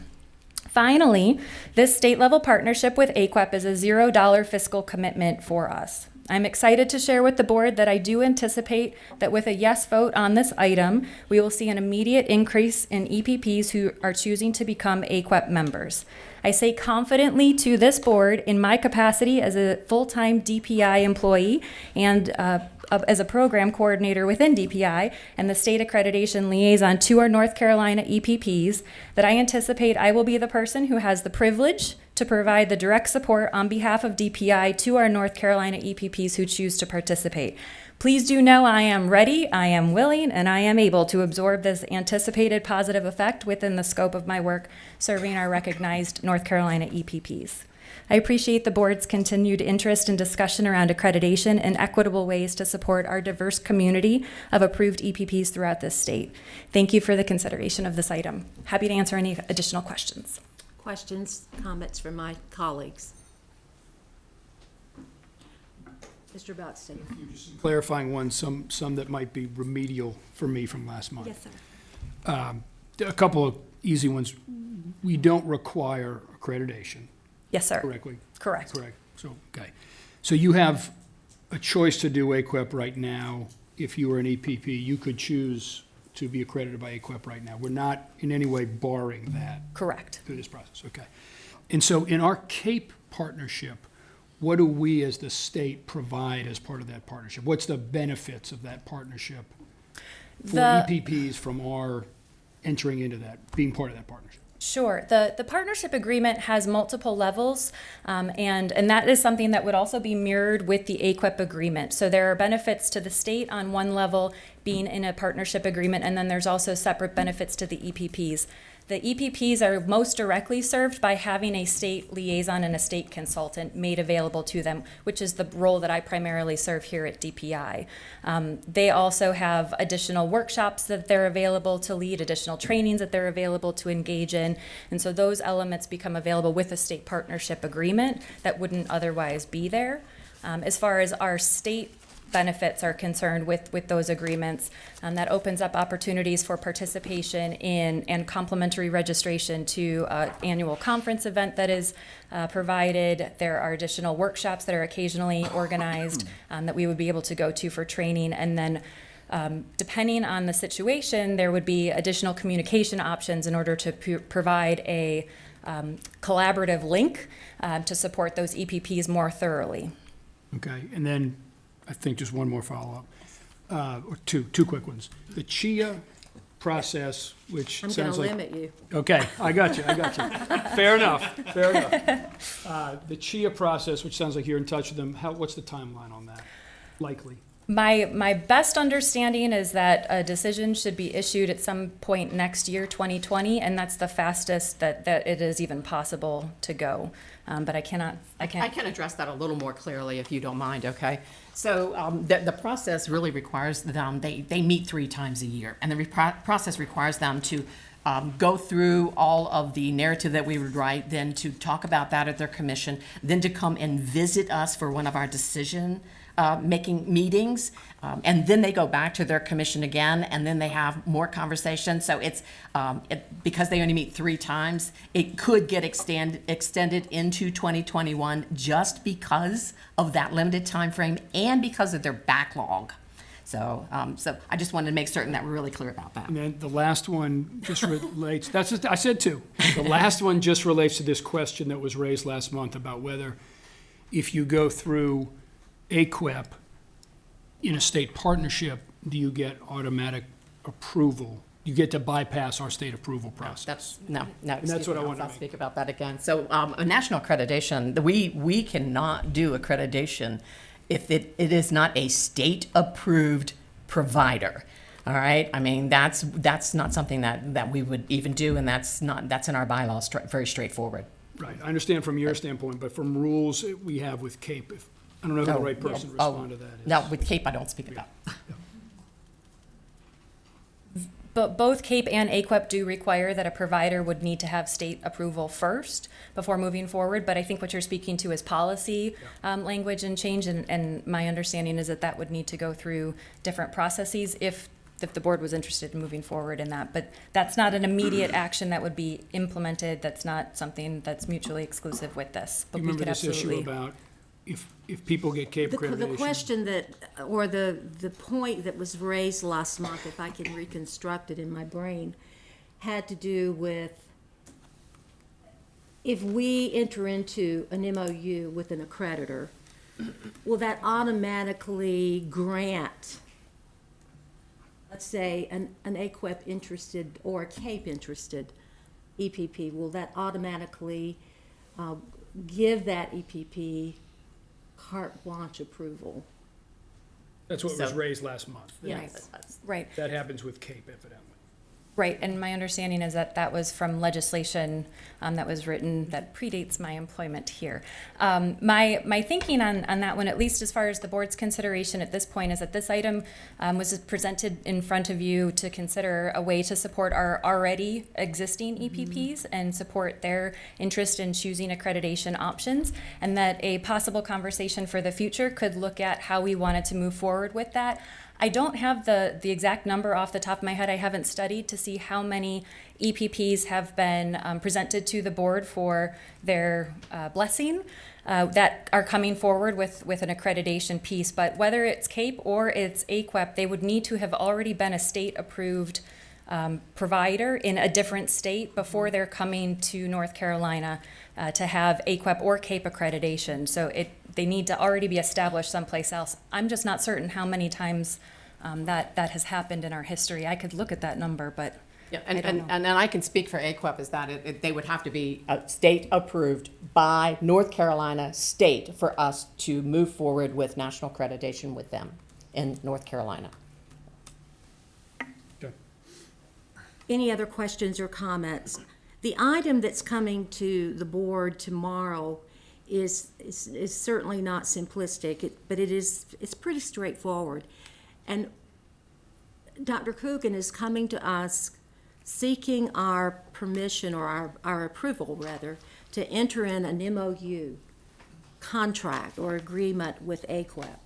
Now, in my mind, it does more for our EPPs that are interested in AQUEP, more than it's a benefit per se to the board, and there probably are benefits to the board. I certainly can't think of any right now, but perhaps I could. But right now, if we enter into this agreement, what it will do is it will allow Dr. Coogan and those who work with her to serve these institutions.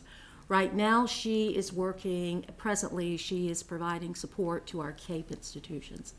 So this MOU will strengthen our capacity and the department's capacity to better serve the full community, the entire community of EPPs that are currently operating, that currently have our approval, the State Board of Education approval in North Carolina. So that's the way that's my interpretation of this. And I do know that we have Lenore Rhine is an institution, is one of our, I don't know if there are others, but that is one of our. Campbell University has become as a well. member. And I met with about 15 this morning Yes. that are interested. So, you know, in a way, it almost, it resonates a little bit around the whole concept of equity as well. Equity in our capacity as a department and a State Board of Education to extend our support and our services and our good wishes to EPPs who choose to be AQUEP or they choose to be CAPE. So we are responding to to both groups. And who knows, there may be another accreditor on the scene. I can't imagine that right now, actually, but it does address, to me, in my mind, of looking at this and studying this issue for the past couple of months, and I've thought about it many ways, but it resonates around equity. It also resonates around innovation. You know, we embrace the concept. We talk about thinking out of the box. We talk about imagining. We talk about reinventing. We talk about pushing the limits. And I would say in 10 years, we're going to have a collection of EPPs in North Carolina that look very differently than EPPs today. So I see AQUEP as innovative. I see AQUEP as the new one on the block. I see AQUEP probably being more aligned or as aligned, I don't use the word more aligned, but aligned with our EPPs who are really thinking and doing and needing to do things differently based on what signs and signals from our public schools, K-20, our public schools in North Carolina. Because our public schools in North Carolina are doing things differently. And our EPPs who serve those public schools and provide those schools, they are the pipelines for educators, principals, teachers, and others. Pretty kind of aligned with where our schools in North Carolina are headed. So that's my dissertation. Thank you very much. Other questions or comments? Very good. So this is coming to us tomorrow to vote. Before, Thank you for your before that time. vote, I just request we get some clarity. I just don't have it in my head yet about this issue of accreditation and state approval. I understand it from the EQUEP folks, but I don't understand it given, I think it was Mr. Tomberlin's comments last Tomberlin. time, what we are He's obligating coming ourselves. forward. So the point that was raised in regard to this is if there is not State Board of Education policy related to this MOU, my question was, why the MOU? And what the only real policy link between accreditation and current State Board of Education EPP practice is for the initial authorization process. And so it would seem reasonable to me that if we enter into an MOU with AQUEP, that it would function as that initial authorization process, which currently has two avenues. One is CAPE, as prescribed in law. The other is through the State Board of Education approval process. So the issue that I was raising is, if we do this, let that stand as a default State Board of Education approval process, because currently that review is being conducted within the agency, and we bring you that. For, let's say, for example, Teachers of Tomorrow. That EPP that was approved without any outcomes in North Carolina, and basically built on a review of their processes and their approach. That was approved by our action as your action of the state board from our recommendation from having reviewed that process. What I'm saying is if we're going to enter into this partnership, it should reasonably function as a way for the board for someone else to review that and approve that as a recommendation to the board for that process. And I would see it as similar to the CAPE process. Very good. So let me ask this question of you, Dr. Tomberlin. Is that okay? That is totally up to you. Yes, but I just want the board to be aware that of course is the high leverage implication of entering into this agreement. That we would want that process. I am fully confident that the AQEP process is rigorous. It would look at all the things that we would look at and many more before we came to the board with a recommendation. And we could come to you with that recommendation. We would come to you with a recommendation of any EPP saying this is an EPP for initial authorization. It's CAPE approved. We're just letting you know. Then we would also say here's another EPP that's coming forward to you. It is AQEP approved. Just letting you know, we would recommend you put that on consent or whatever but if it's not functioning in that capacity for the board and for the folks at DPI who do these these EPP approvals, then it doesn't seem, I question the usefulness of it to the state and the State Board of Education. And that's the only point I was trying to make. If we're going to enter an agreement, it should have relationship to a State Board of Education policy, and that is the natural hooking spot for this policy to align with. Can I translate my understanding? Because this is the critical nub for me. Well, since it isn't a question, it's a translation. Yeah. You are telling us that if we approve this partnership, we should expect that if an EPP is accredited by AQEP, you would suggest they be approved by us, that it would be, one would function as your review process. Yes. Now, specifically, let me create the scenario where this might happen. Let's say an online university in another state had gotten AQEP approval, and they were seeking to come work in North Carolina. We would want the fact that they were AQEP accredited to be stand in the place of us, our division doing the work of going through that process of program approval. We would expect we could come to you and say, this is an EPP that's coming to work in North Carolina and they've been AQEP approved. And you would say, great, we love AQEP, let's let them go.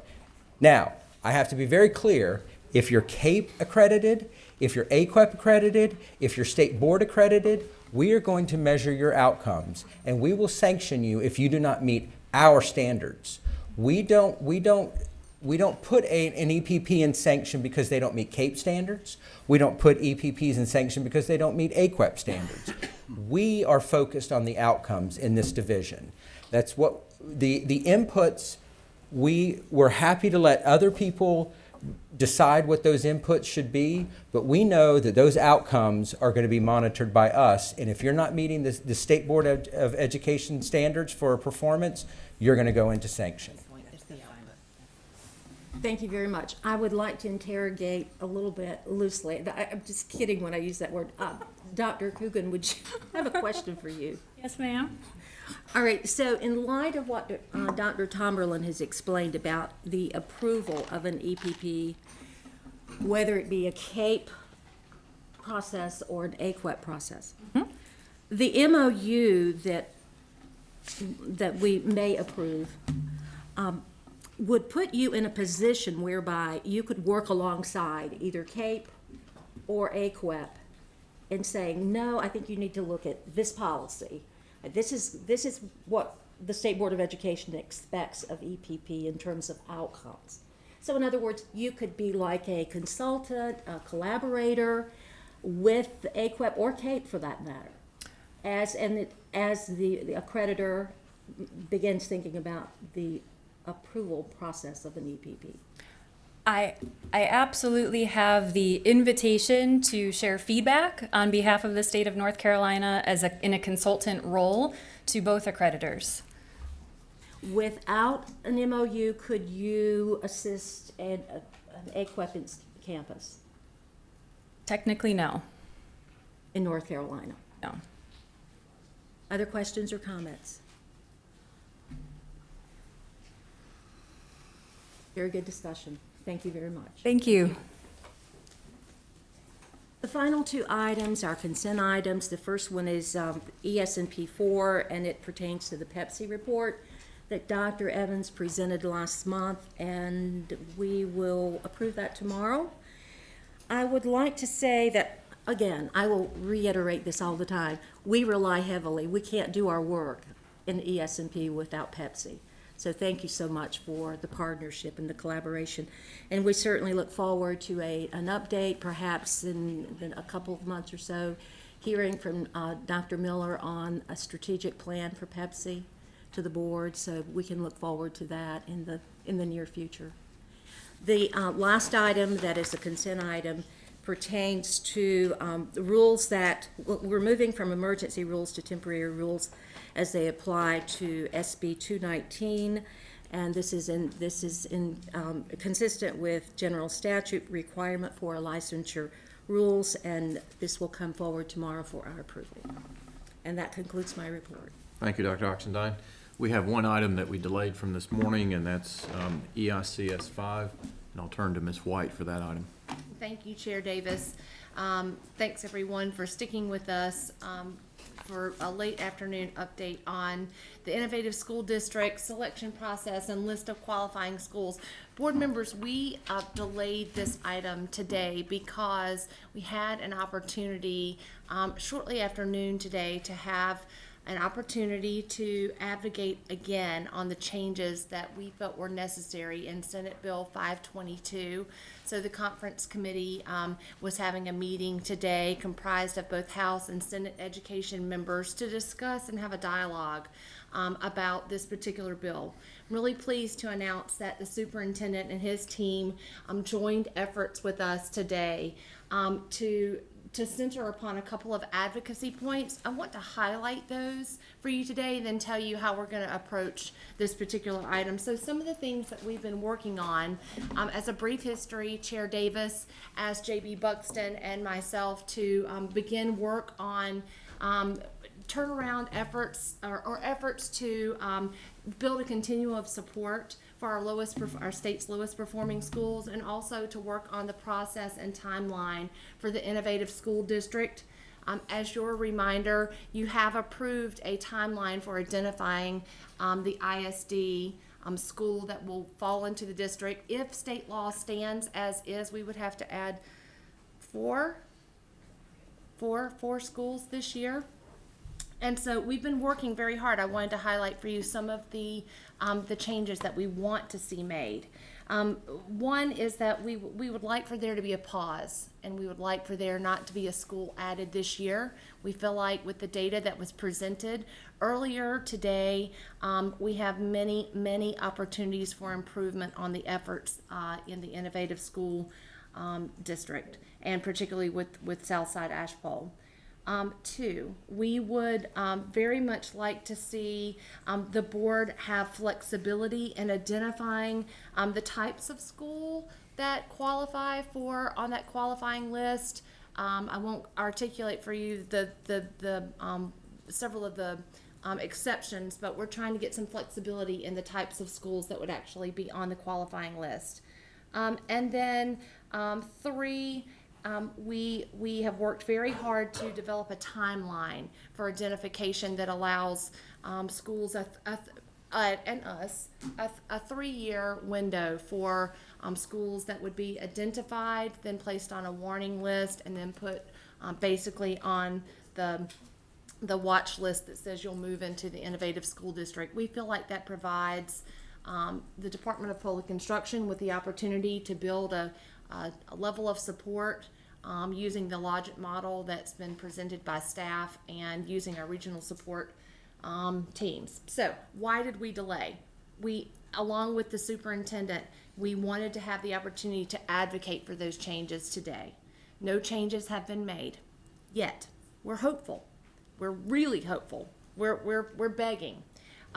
However, we do have an identified process and an approved process for approving the schools that must go into the district. And so we feel like we must move forward with a nod to transparency.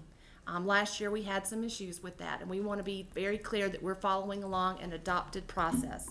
So today, we just want to highlight, we won't talk about the schools that are on the list, but we will ask staff to come forward and walk us through what process we'll be following over the next month until hopefully we can get that legislative change made. Dr. Ellerby, are you with us?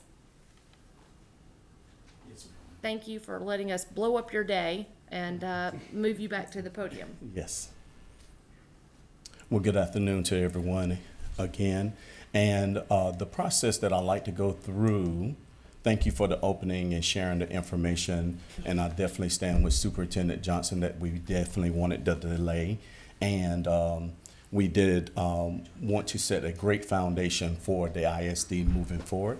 And so here in October, we have delayed the timeline for the selection process in hopes that the SB 522 would be approved and that we would not have to admit a school this year. But this would be the process. This is coming from Board Policy INSD 002, and we would look at school performance data. We've elected on our team to look at data from 3 to 5 years for those schools that are on the qualifying list. Student attendance data, student discipline data, teacher attendance as well, we needed to put up there, and as well as staff turnover. And then what is going on with the school leadership, because as I've been working with the reform committees as well, and Mr. Buxton has always pointed out, leadership makes a difference, so we are going to look at leadership in that.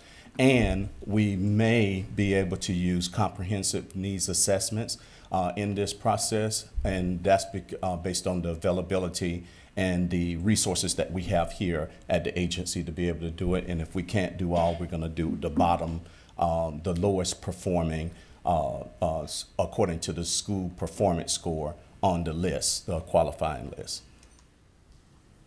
Other things that will happen would be discussions with the school principals of those schools, as well as interviews with staff, the district leadership, and the school board, especially to talk about whether they have an option or not for school closure as something that we have to cover by law with those districts that are on this list that we are heavily considering being into the ISD. The parent family interviews, school site visits, and as well as classroom walkthroughs, instructional observations, any other materials that the school may have that they like to show us. That's their time to tell us their story so that we can use that data. And I know it's subjective data, but it would be data that can be considered in our process. The feasibility and the impact of the school's closure I've already mentioned, and that would be the process for right now. Any questions? Questions? I do have a question. Thank Yes, you. ma'am. Well, that would be fine, Dr. Ellerby, or Ms. White, both of you can chime in. What is the future of ISD? I seem like I've lost it somewhere, the concept. What, is it in good shape legislatively? Well, we're working to ask for changes in the legislation that we feel like will be a significant improvement to the ISD. It's no secret that we feel like we need additional flexibility. We need the opportunity to review, reflect, and redesign how we've managed our operations in the past. Data this morning proved that we have room for improvement. So I think we'll see whether or not those So it's changes have been. It's evolving. Yes. Thank you. Other questions? Thank you. So, Dr. Ellerby, I mean, to be fair, we would really love to see immediate action on the requests that we've made of our friends over in the General Assembly, but there is a possibility for a 2-week window where we may or may not have an answer. So, can you talk to us about how you plan to proceed with the items that are on the slides? I know you've made calls to inform schools that they, based on data presented in September, that they're on the list. Tell us where you are in some of these and what you plan to do over the next 2 weeks so that you're following the timeline that we've adopted. I think what I'd like to share with you is that the team, we're going to go ahead and start collecting the data. And we've had some good counsel with legal counsel here on how to make this a seamless process, in that the data that we pull, we use it for every school so that our process is tighter. And so we're going to go ahead and start pulling the things like the 3 to 5 year trend data, which we've already started, and the teacher attendance, student attendance, and things that we can go ahead and work on that would inform our decision.